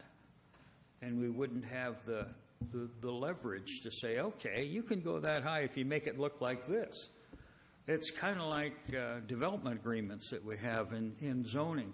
You can exceed the zoning regulations and the development regulations if you provide some other form of a benefit. And I think that's an interesting way to go. I hadn't seen a cell tower. Like, maybe there are lots of them around and I haven't seen them. But those look, it's a nice looking tree. Councilmember Herbig. First off, as always, thank you, Chair Nugent, Planning Commission, for all the work, because I don't know how we would do this if we didn't have your expertise and all the work you guys put into this. I have a few questions here, and I hope we can just walk through a few of these. I'm trying to understand the cost and time involved in a major adjustment, in the major adjustment process. Can you walk me through that a little bit? Is it just a public hearing, or is there... So the way it would work is similar to other kinds of applications that go to the city's hearing examiner. So there's a notice that goes out. First of all, notice of application, there would be a community meeting involved where alternative sites would be considered. That's in the wireless rules. A public hearing notice would go out, and there would be a formal public hearing in front of the hearing examiner with a recommendation from the director of the Department of Development Services. The hearing examiner has a limited time to make a decision, and then he issues the decision, which would then be appealable to court. So that's the process. We haven't. How much time are we talking if it ends up going to court? Well, the city is limited.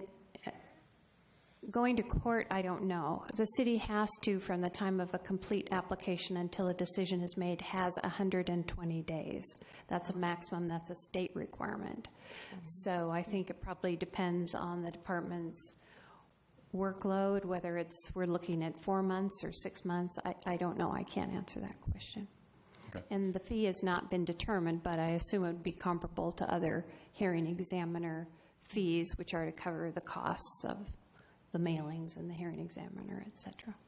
And under the major adjustment process, what constitutes a significant gap in service? Are we talking, is it limited to voice? Is it limited to data? Is it limited by data speed? What considerations go into defining a significant gap in service? Well, the code language itself talks about it. And let me turn to that page and we can all look at it.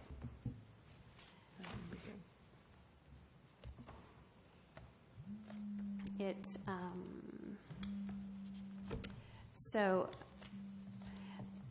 the significant gap exists in the service coverage of the applicant's service network such that users are regularly unable to connect to the service network or are regularly unable to maintain a connection or are unable to achieve reliable wireless coverage within a building. So would that encompass both data and voice? Yeah. Okay. A question for maybe the planning commissioners. I noticed that facade antennas were restricted or weren't allowed as easily in the view zones. I've never really thought of facade antennas as being particularly obtrusive. What was the thinking with that? What's the limit on facade? Facade antennas in the view zones can't be above the top of the building. So that was the height issue. I thought it was, maybe I misread one of the PowerPoints earlier.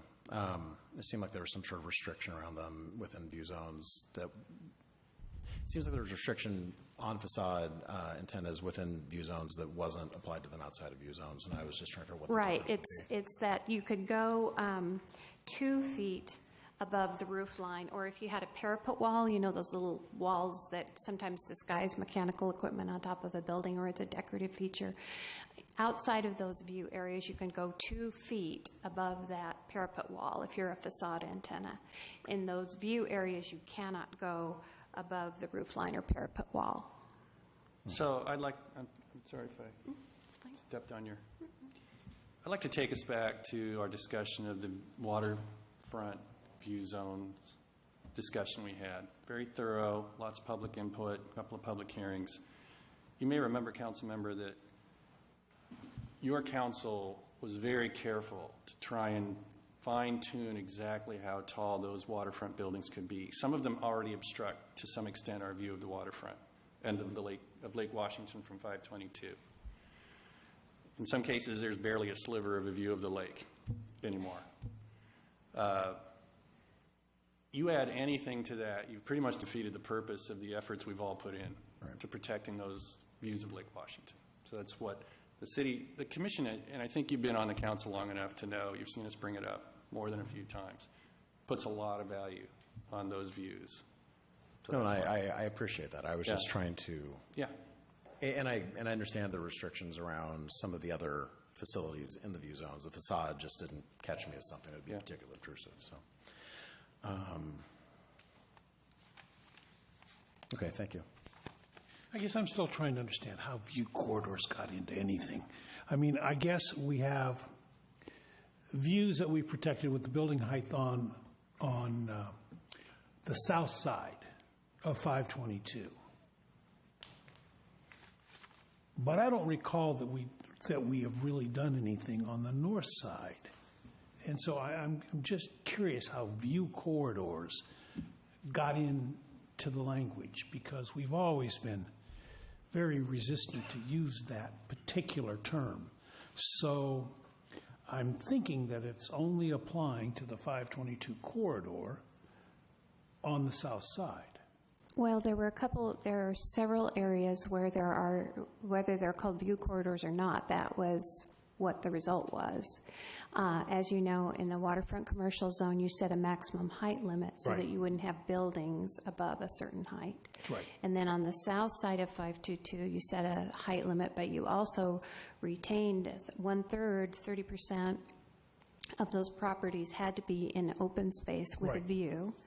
Then on the north side of 522, there was a height limit of 35 feet, which because of the hill would not be a view issue, because looking down across those buildings wouldn't be an issue. And there was an extra allowance for some of those buildings to go to a higher height, in fact, if they could show that they didn't block views.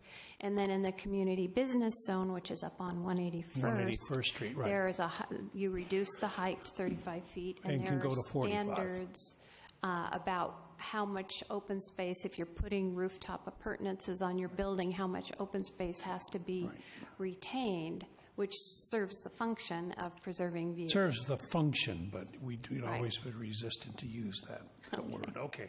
So I guess then this chart that the industry has presented, and then what you have presented, I find very, very interesting. Yeah.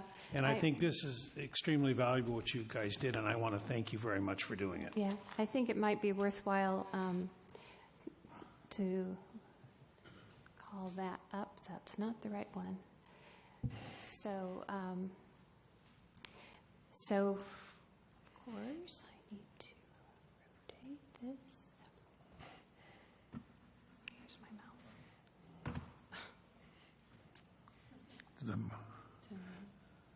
What? Counter, yep. I can get it there. I'll get it there. Okay, so anyway, this was a comparison. The colors are not coming through as clearly as they do on a version that you prepared.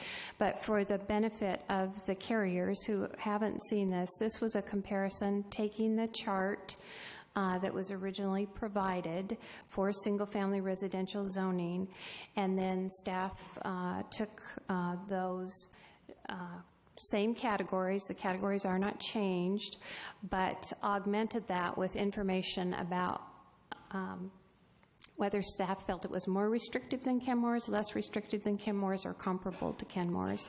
So the orange and the blue, from our perspectives, were either more restrictive or comparable in degree of restriction. The lighter colors, which are yellow but don't show up very well in this overhead, were ones that were less restrictive than that proposed by Kenmore. So staff continues to believe that the city, certainly there are places that are less restrictive, but there are also places that are more restrictive or are comparable to the city's proposed rules. And if I might add, the city that we focused most on was Kirkland, because they're physically the most like us. Waterfront community, very view sensitive. They've had what we've said on the commission and with respect to various issues, a well thought out view protection plan. And I think it's resulted in a lot of investment and growth and good design standards in Kirkland. And they're looks like more restrictive than we are.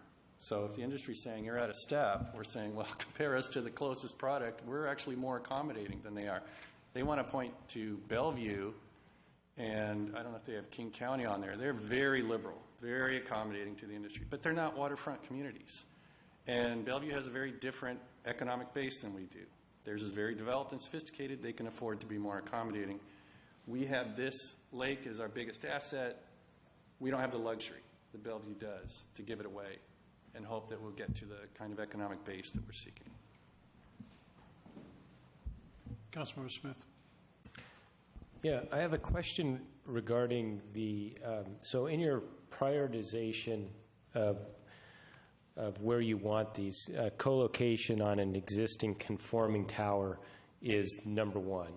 And that says on an existing conforming tower, but those towers would become non-conforming, if I understand it, with the passage of this. Is that correct? That's correct.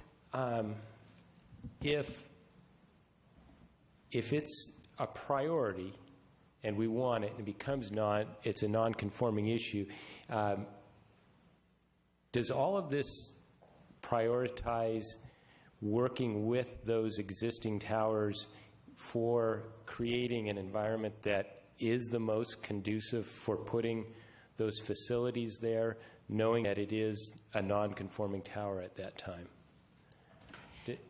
Does that, you see what I'm saying? And also understanding that according to that federal regulation, was it ECFM or whatever, that they're required, or we're required to allow an improvement on the existing facility, even if it is non-conforming. I'm trying to understand if we're doing everything we can to try to prevent new towers from going in, which makes sense in order to adequately use what existing facilities and towers are there, and yet not wanting to make it so difficult because they're non-conforming that it doesn't turn out to be the most logical choice. Well, I might respond that, so the ECFM process, as you stated, does apply to non-conforming towers. And if you have a non-conforming tower, that's one way you could work with it. You also could go through a major adjustment process, and perhaps the city would have you redo your tower to look like a monopine. So that's another way. I appreciate that, because that was actually my follow-up on that. So that can be a requirement then in that non-conforming use, that they take that as an example. Could that be modified? Not if you were doing it through the ECFM process. Okay. But if, for example, you were doing it, you didn't meet the criteria. For whatever reason, you didn't meet the criteria for an ECFM. Then if you went through the city's nonconformance process as outlined in the rules, the proposed rules, you would have to go through a major adjustment process, but concealment elements are specifically called out for that. Now, the section about antenna co-location on an existing conforming tower, antenna co-location is our preferred choice, but I don't know, we're looking to the future. So now they're all going to be non-conforming, but hopefully the future ones will be conforming. Either they are conforming because they were approved through either a minor or a major adjustment, or they met the standards. And so in the future, we will have conforming towers, assuming that that's still the technology that's desired. And once we have conforming towers, that's where we want the antennas to go. Thank you. Councilmember Sperry. Well, first of all, I so appreciate all of the hard work by the staff and the Planning Commission, and there is a reason we have a Planning Commission, because, was it 7 months, you said? Since November, I get up to 9, 8? Oh, my. 9. 9 and counting. So, the better part of 9 months you've been working on this.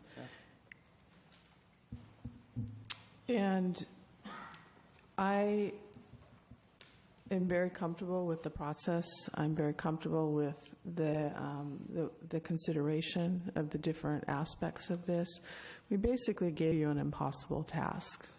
We all want our cell phone coverage. We just don't want to look at it or have it in our yard or anywhere. And we really don't know what the technology or what the future needs are.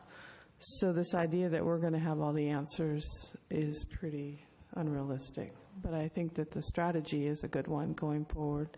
The only question that I had that was that's been the term here is talking about gaps in coverage. And I always believe in being proactive rather than reactive. I couldn't help but think about our Puget Sound Energy report that you all sat through. You know, we're having to be somewhat reactive because we keep losing power. So I guess, was there any talk or consideration about a carrier being able to provide projections or something that would show some future gaps? Yeah. I don't know that we actually received that from the carriers, but our thinking was that wireless communication services are a bit different than Puget Sound Energy, and that is a market-driven service provided to our citizens. And the market will bear what the market will bear. There is incentive for all of these carriers to have some of their money going to research and development and creating or helping to create and harness the emerging technologies and make those available to their customers. I know when I first got a cell phone, I was thrilled with it. All it did was place calls, and I barely knew how to text message. Now I can watch a full-length movie on my phone, you know, at the beach. So the carriers have done an excellent job in providing that emerging technology over the last 7 years, so we can do that. And I'm really confident with the money we pay them, they'll be able to do it in the future. If I could add to that, I mean, I really like the way you described it, because we did feel like this is an impossible task, sort of like walking into a dark, winding corridor. You don't have all the information, right? So you're in the dark. If you start running, you're going to break your nose, right? If you give them a blank check and we say, okay, well, let's go big, we're going to very likely end up with something we don't like. So the way to negotiate a dark corridor, which is what we dealt with, is feel your way along the walls carefully and get a sense of where you're going. And that's what we're proposing. Let's take this a step at a time and carefully. You're right. We don't know if a significant gap in service will result so that there's a less than ideal service for a period of time until the facilities catch up. But the alternative would be grant more height obstruction, get more cell tower facility obstruction than you may need to give. And then you can't take it back. Let's say they build the 100-foot monopole in the middle of town. And then they don't need it in 10 years.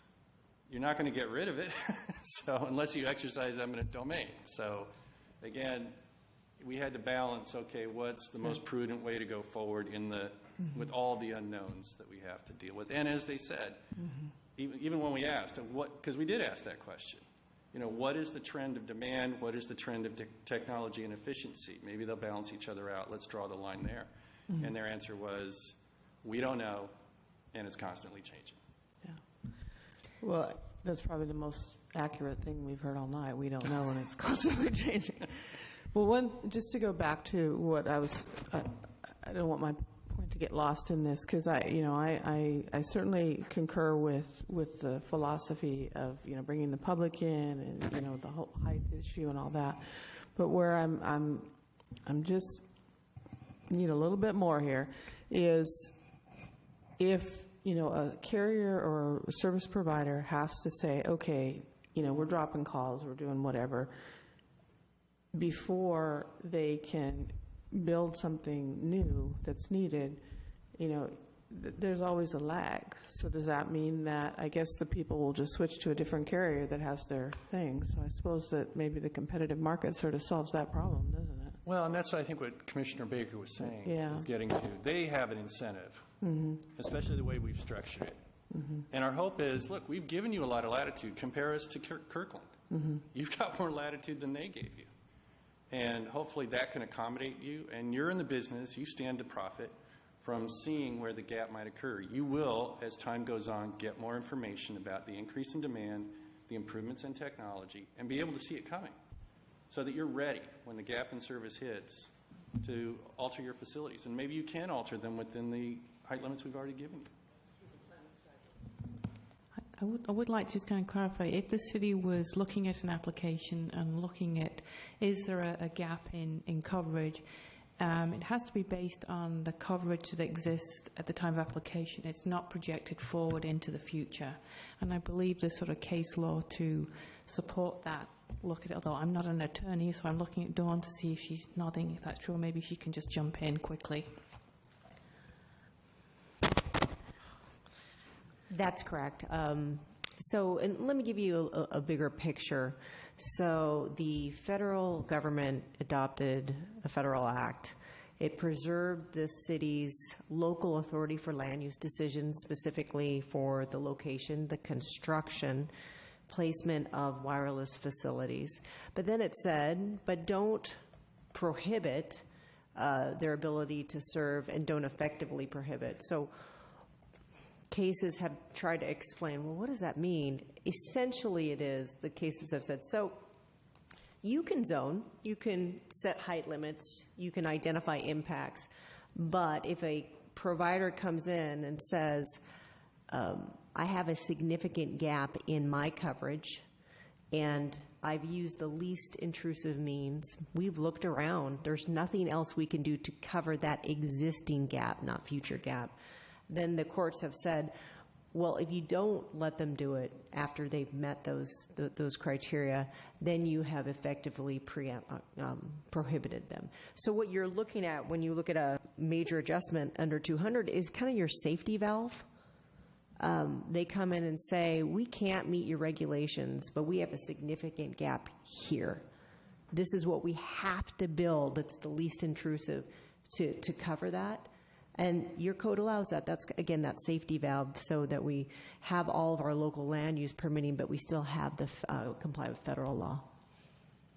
Thank you for that. You're welcome. Councilmember Herbig.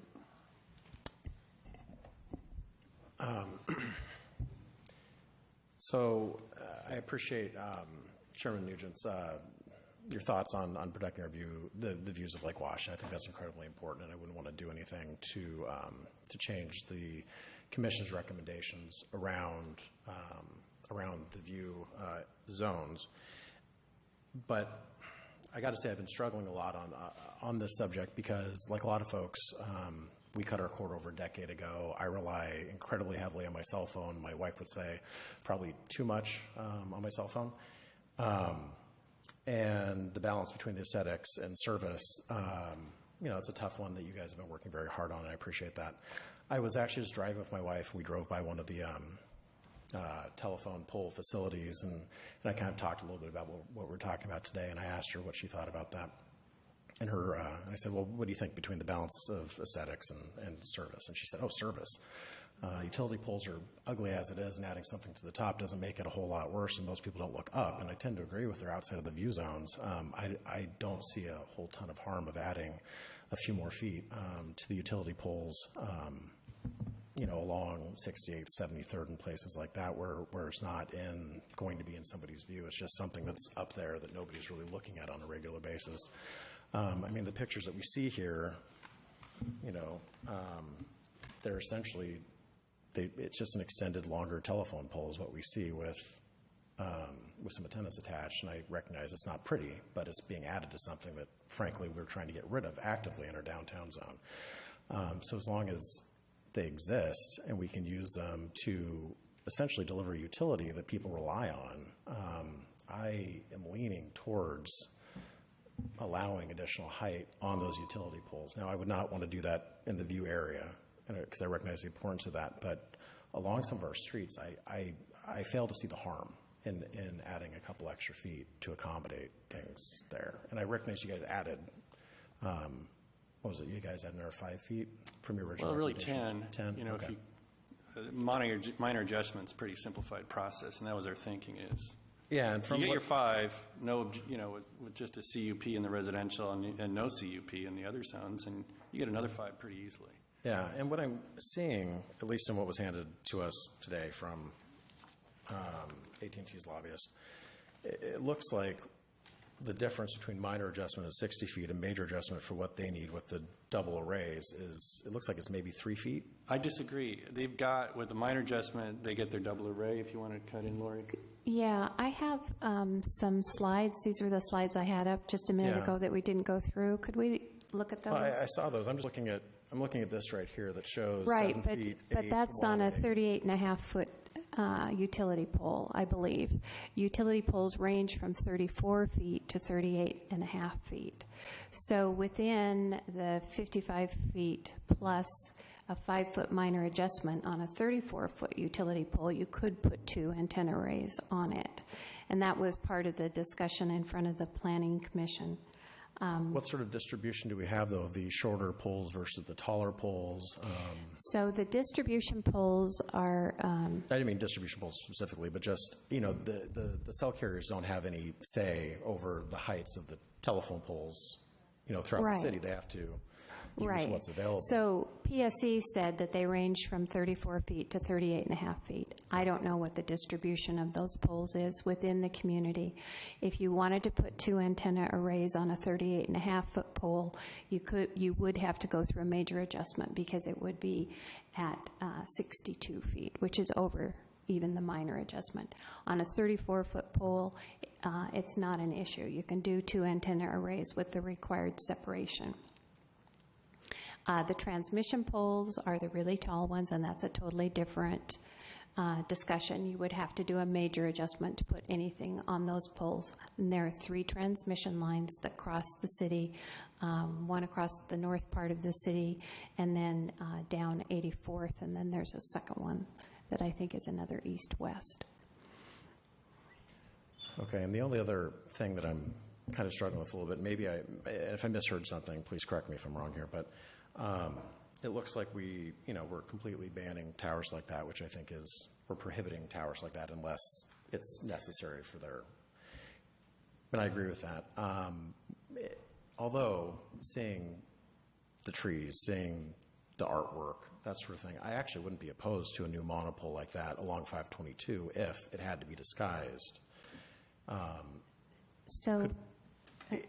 If they went through the major adjustment process to do that, would what we're proposing force them to... I understand that we have provision there for making it stealth, but how strong is that, and what does that actually mean? So if they wanted to do a monopole that was over the height limit, which in most cases in this corridor is 55 feet, if they wanted to do a monopole that was taller than that, they would have to go through the major adjustment process, show they had a gap in service, and that the impacts were minimized.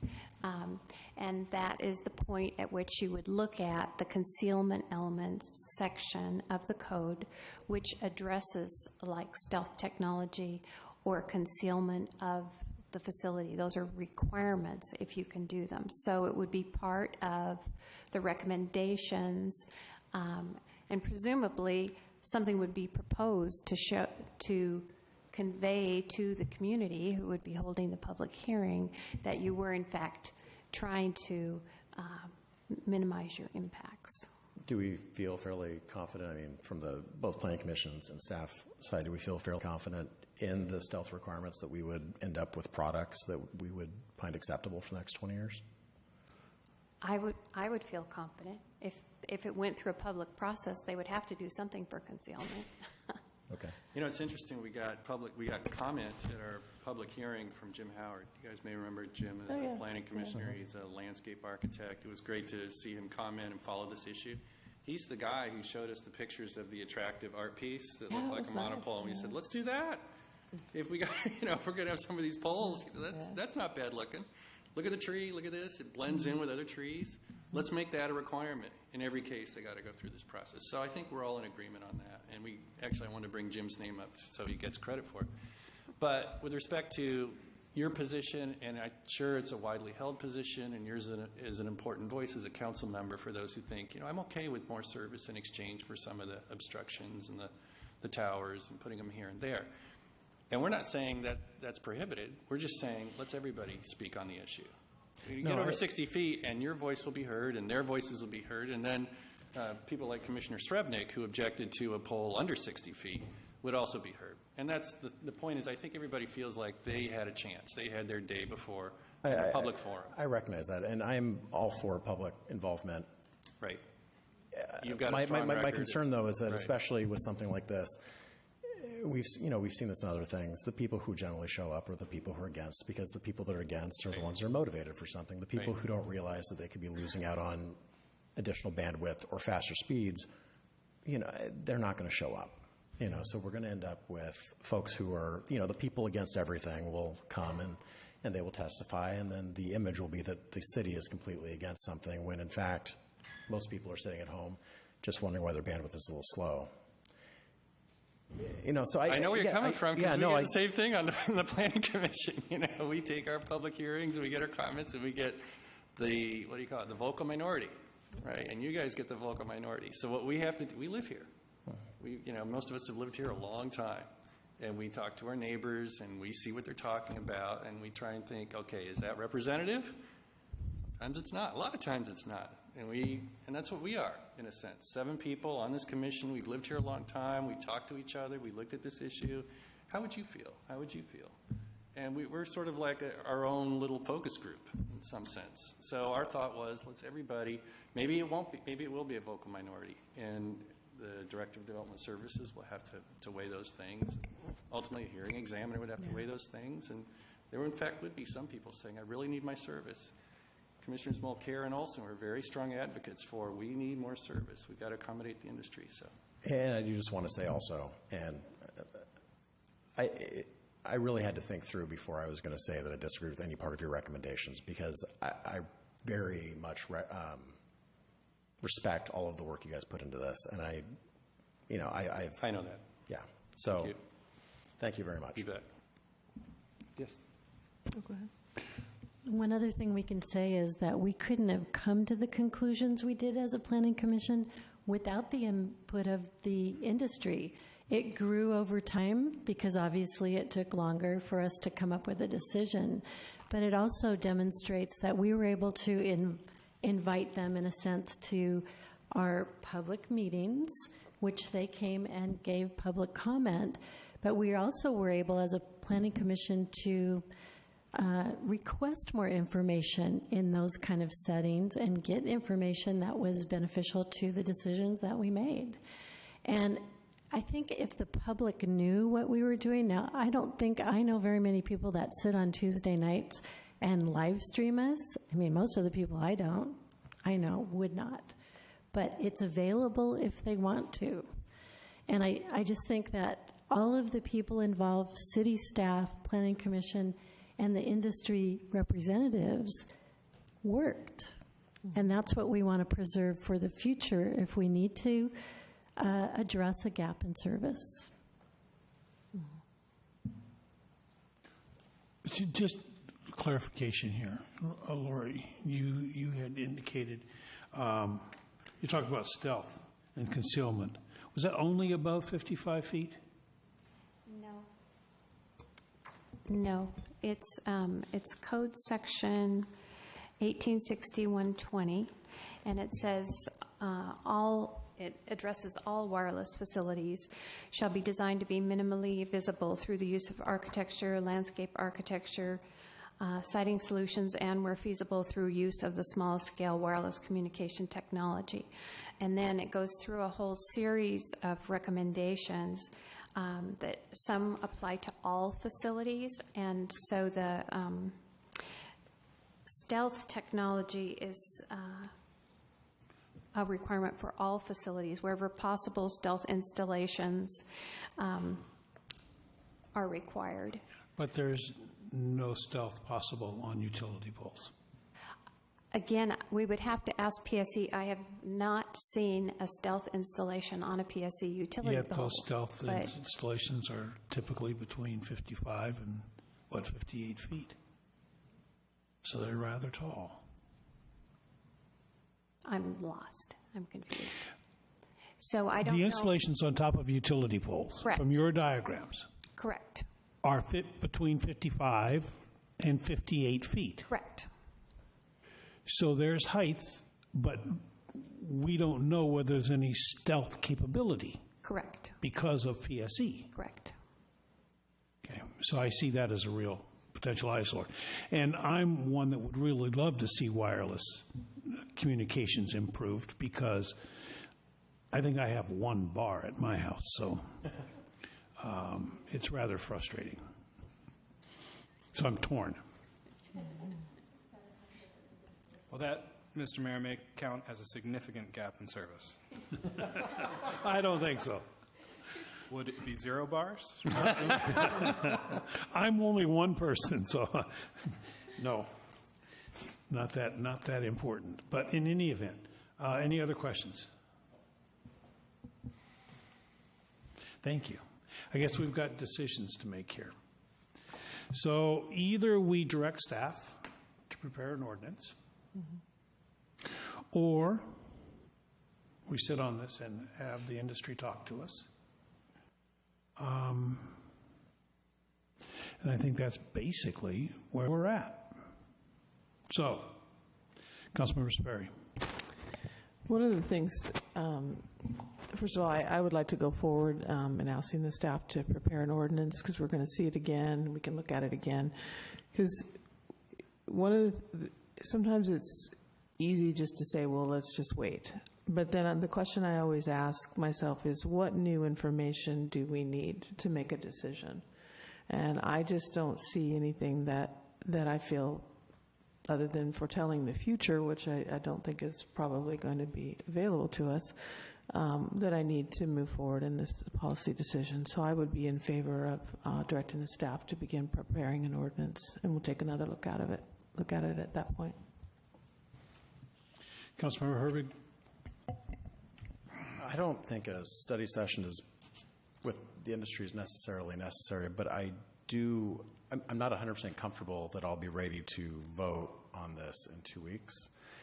And I think maybe taking a bit of a break and having more time to think it through and maybe talk with the Planning Commission on our own or the industry on our own between now and September might give me a little bit more time to get to a comfortable landing with this issue. So that would be what I would propose. I assume it wouldn't be until September. Councilmember Smith. I would be okay with moving forward with the ordinance. I feel like I do have enough information, and when I do go through the letter and I look at the concerns, there's nothing in there that I feel like, with everything I've read on this and what you've presented tonight, that can provide me with any great additional bits of information to bring any higher level of clarity. I think the most important part is we know that if there are gaps, they can be addressed. We've got an ordinance that appears to address the aesthetic issues and features that we want in our community, and there's reasonable processes that will be put in place to address greater improvements or enhancements of the facilities. And so when you go through each point that the industry has pointed out in their letter, combine that with what's the Planning Commission's recommendation is, it appears reasonable. There's not a single point in there that I don't feel like can't be addressed or overcome through this process. It may be a tad more expensive. It may be a little more tedious to get there. But I think the process and the additional work required will make for a better system and a better community.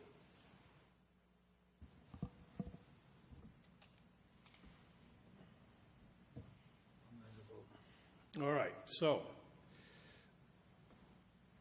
the chair will entertain a motion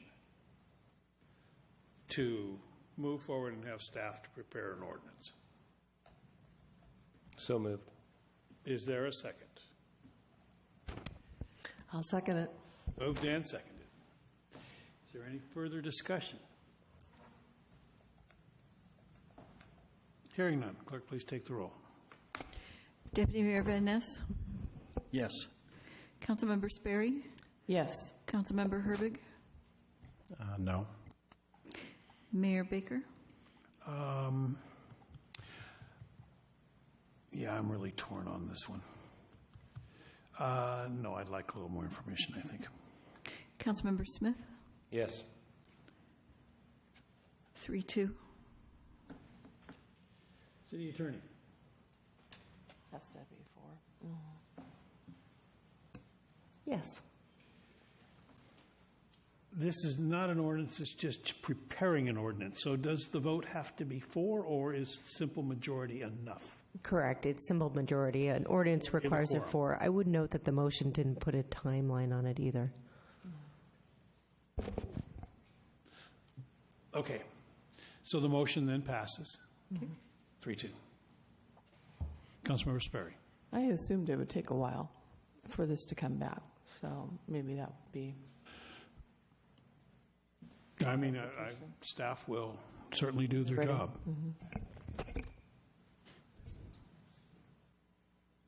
Could we? I mean, if we're wanting a timeline on this, then we should probably do that. I'm comfortable with letting staff do the work. Debbie, what were we assuming? It's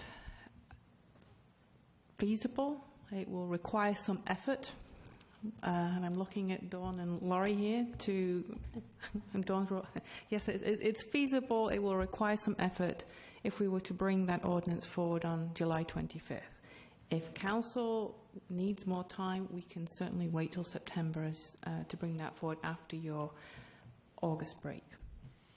Well, as we have heard many times in the past, what do we have to stop working on in order to get this in a couple of weeks? Never mind. Is there a rush?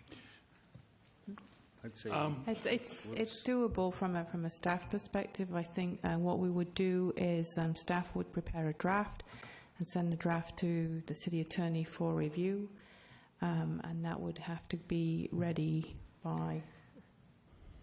It was due last Friday. It was due last Friday. It would then have to go out in the packet this week.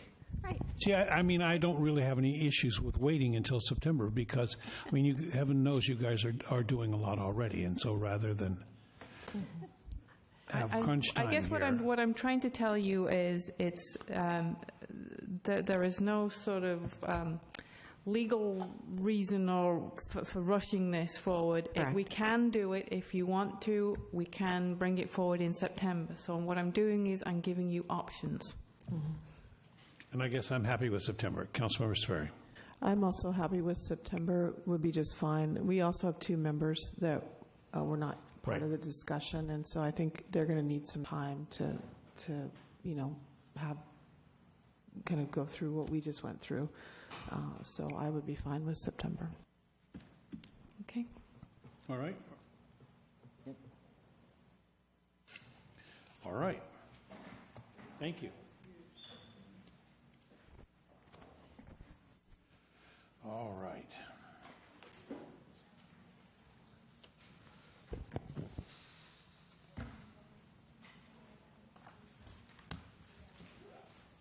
Next item on the agenda, staff report. Thank you. Yeah, thank you, Your Honor. A couple of things. This Wednesday is a special night that we really hope you can attend. It's the open house for the Kenmore Business Incubator. And Nancy's got some pretty cool things planned for it. And we would really love to have City Council attend this. I know you've been through the incubator before, but I think it'd be really good for you all to make your best effort to come to this on Wednesday. It's from 4 to 6 p.m. Yes? I can't. I'm down at school till almost 5:30. Mayor? No, I can't. I've got Sound Cities where I'm vice president. Anybody else? What is the time again? From 4 to 6 on Wednesday. That's tough. It looks like I can attend. Okay, thank you. And so I can pretty much guarantee it. Part of it's going to be at Karen Brewing, if that helps. Oh, yeah, now I guarantee it. Nancy, anything to add on that? Yeah, it'll be a chance to meet the companies that we're working with, both the ones that are actually have the dedicated workspace at the incubator and the ones that we call our virtual incubator clients. So should be good and gives us a little bit more space to enjoy each other's company, to team up with Karen Brewing. Great. So hope to see you. Will all of the virtual companies be represented? I believe so. Okay. Also, no meeting next Monday. Hope you all got that memo. And also, we're working on scheduling a series of informational open houses for the Walkways and Waterways bond measure. Right now we have one scheduled for July 27th at Kenmore City Hall, starting at 5 o'clock, going till about 8 o'clock. It'll just be an informational open house. And then we're also planning some additional ones this summer on site at the 3 city parks that would be affected. So stay tuned on that. We'll get you those dates soon. And then of course, there'll be more opportunities for the public to learn about these projects in the fall leading up to the November election as well. And that's all I have. All right. Council members, reports, comments, whatever you have. Councilmember Smith. I have nothing this evening. Thank you. Councilmember Sperry. Nothing to add, thank you. Councilmember Herbig. Nothing to add. Deputy Mayor. Thank you. The mayor and I spent 4 or 5 days in Kansas City last week at the National League of Cities Policy Committee meeting. It's the meeting once a year where the policy committees get together and the board gets together, and where the actual policy and direction of the National League of Cities is determined. And there's a lot of heavy discussion that then goes to further refinement and then is presented to the membership in the November meeting, which will be held in Pittsburgh this year. I'm on the Transportation Infrastructure Committee, and I introduced information to go, or suggested paragraphs to go into the transportation policy on the technology as it is coming on fast and furious in the transportation industry. Our National League of Cities policy had virtually nothing on technology and what our position was on encouraging it or regulating it or whatever. And so we put a good bit of information in, and it'll have further discussion here between now and November. I'm also on the Youth Education and Families Council that met for about a day and a half also. And the topic that they covered was childhood trauma and how pervasive this is in society, and what a hidden and quiet kind of thing it is. And the interesting thing is there's research now that shows that the children that experience toxic stress, traumatic experiences, and it may be just violence in the home, it may be violence in the home, it may be violence in the streets, it may be abuse of themselves or abuse, spousal abuse. All those kinds of things do have an impact, and it's been shown to have physical impacts on the child's brain, on the cerebellum and the hippocampus and the prefrontal cortex, that has lasting effects on a lot of these children, not all of them, which is what's interesting, is that there are some that become resilient to these effects. There are others that wind up in a downward spiral in life and spend a lot of their time in prisons. There are others that are resilient. And Kansas City has a program now to attempt to identify the frequency that adults in various demographic groups had experienced childhood trauma and where they are today, and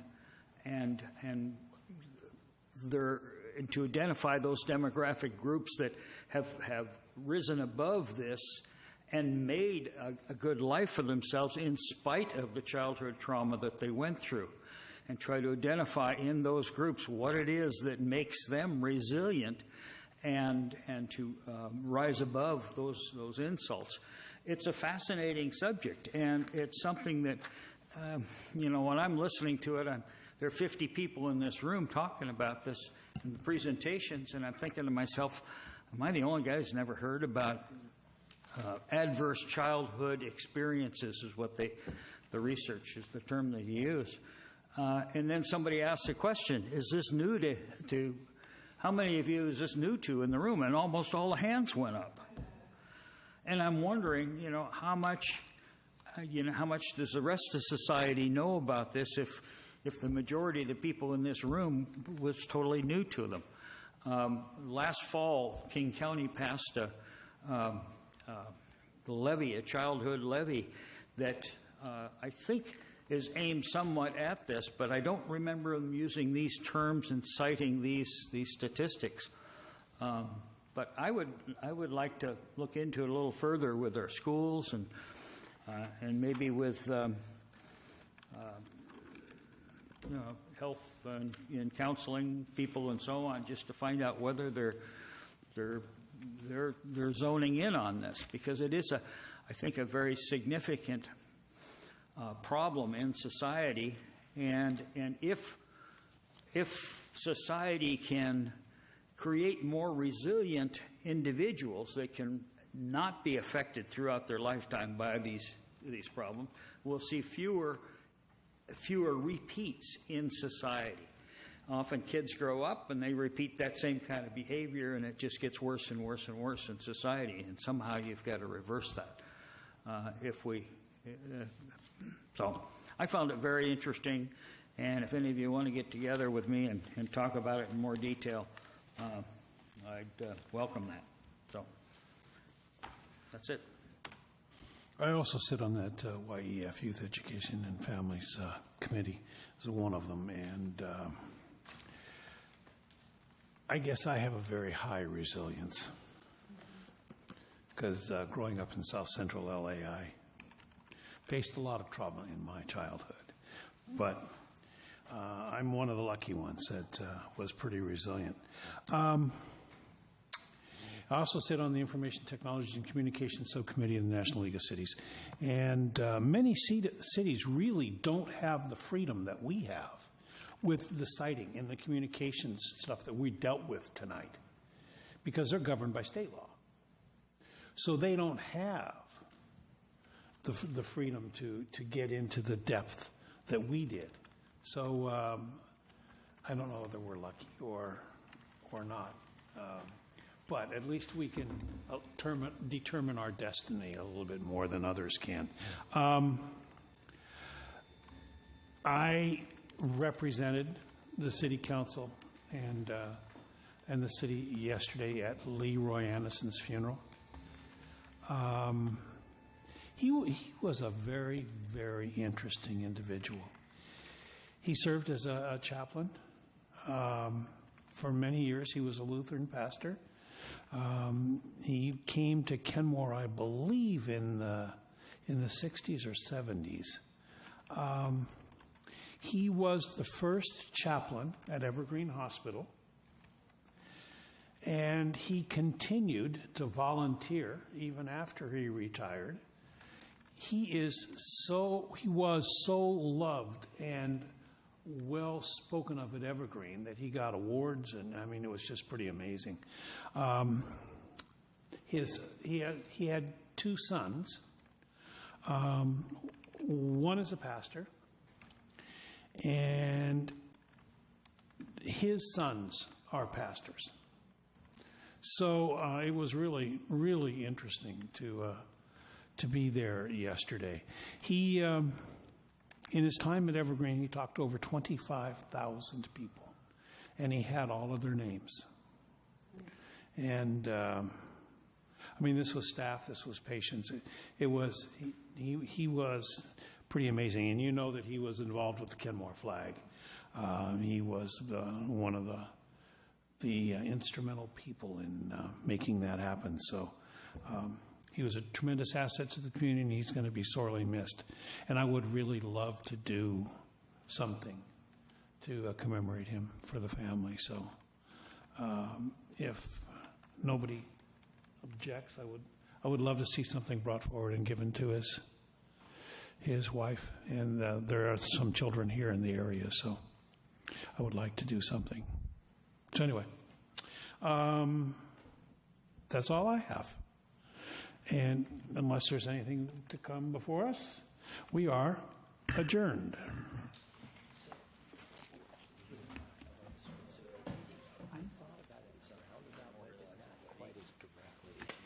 I just didn't want to say. I know. Oh, totally. I wouldn't have either.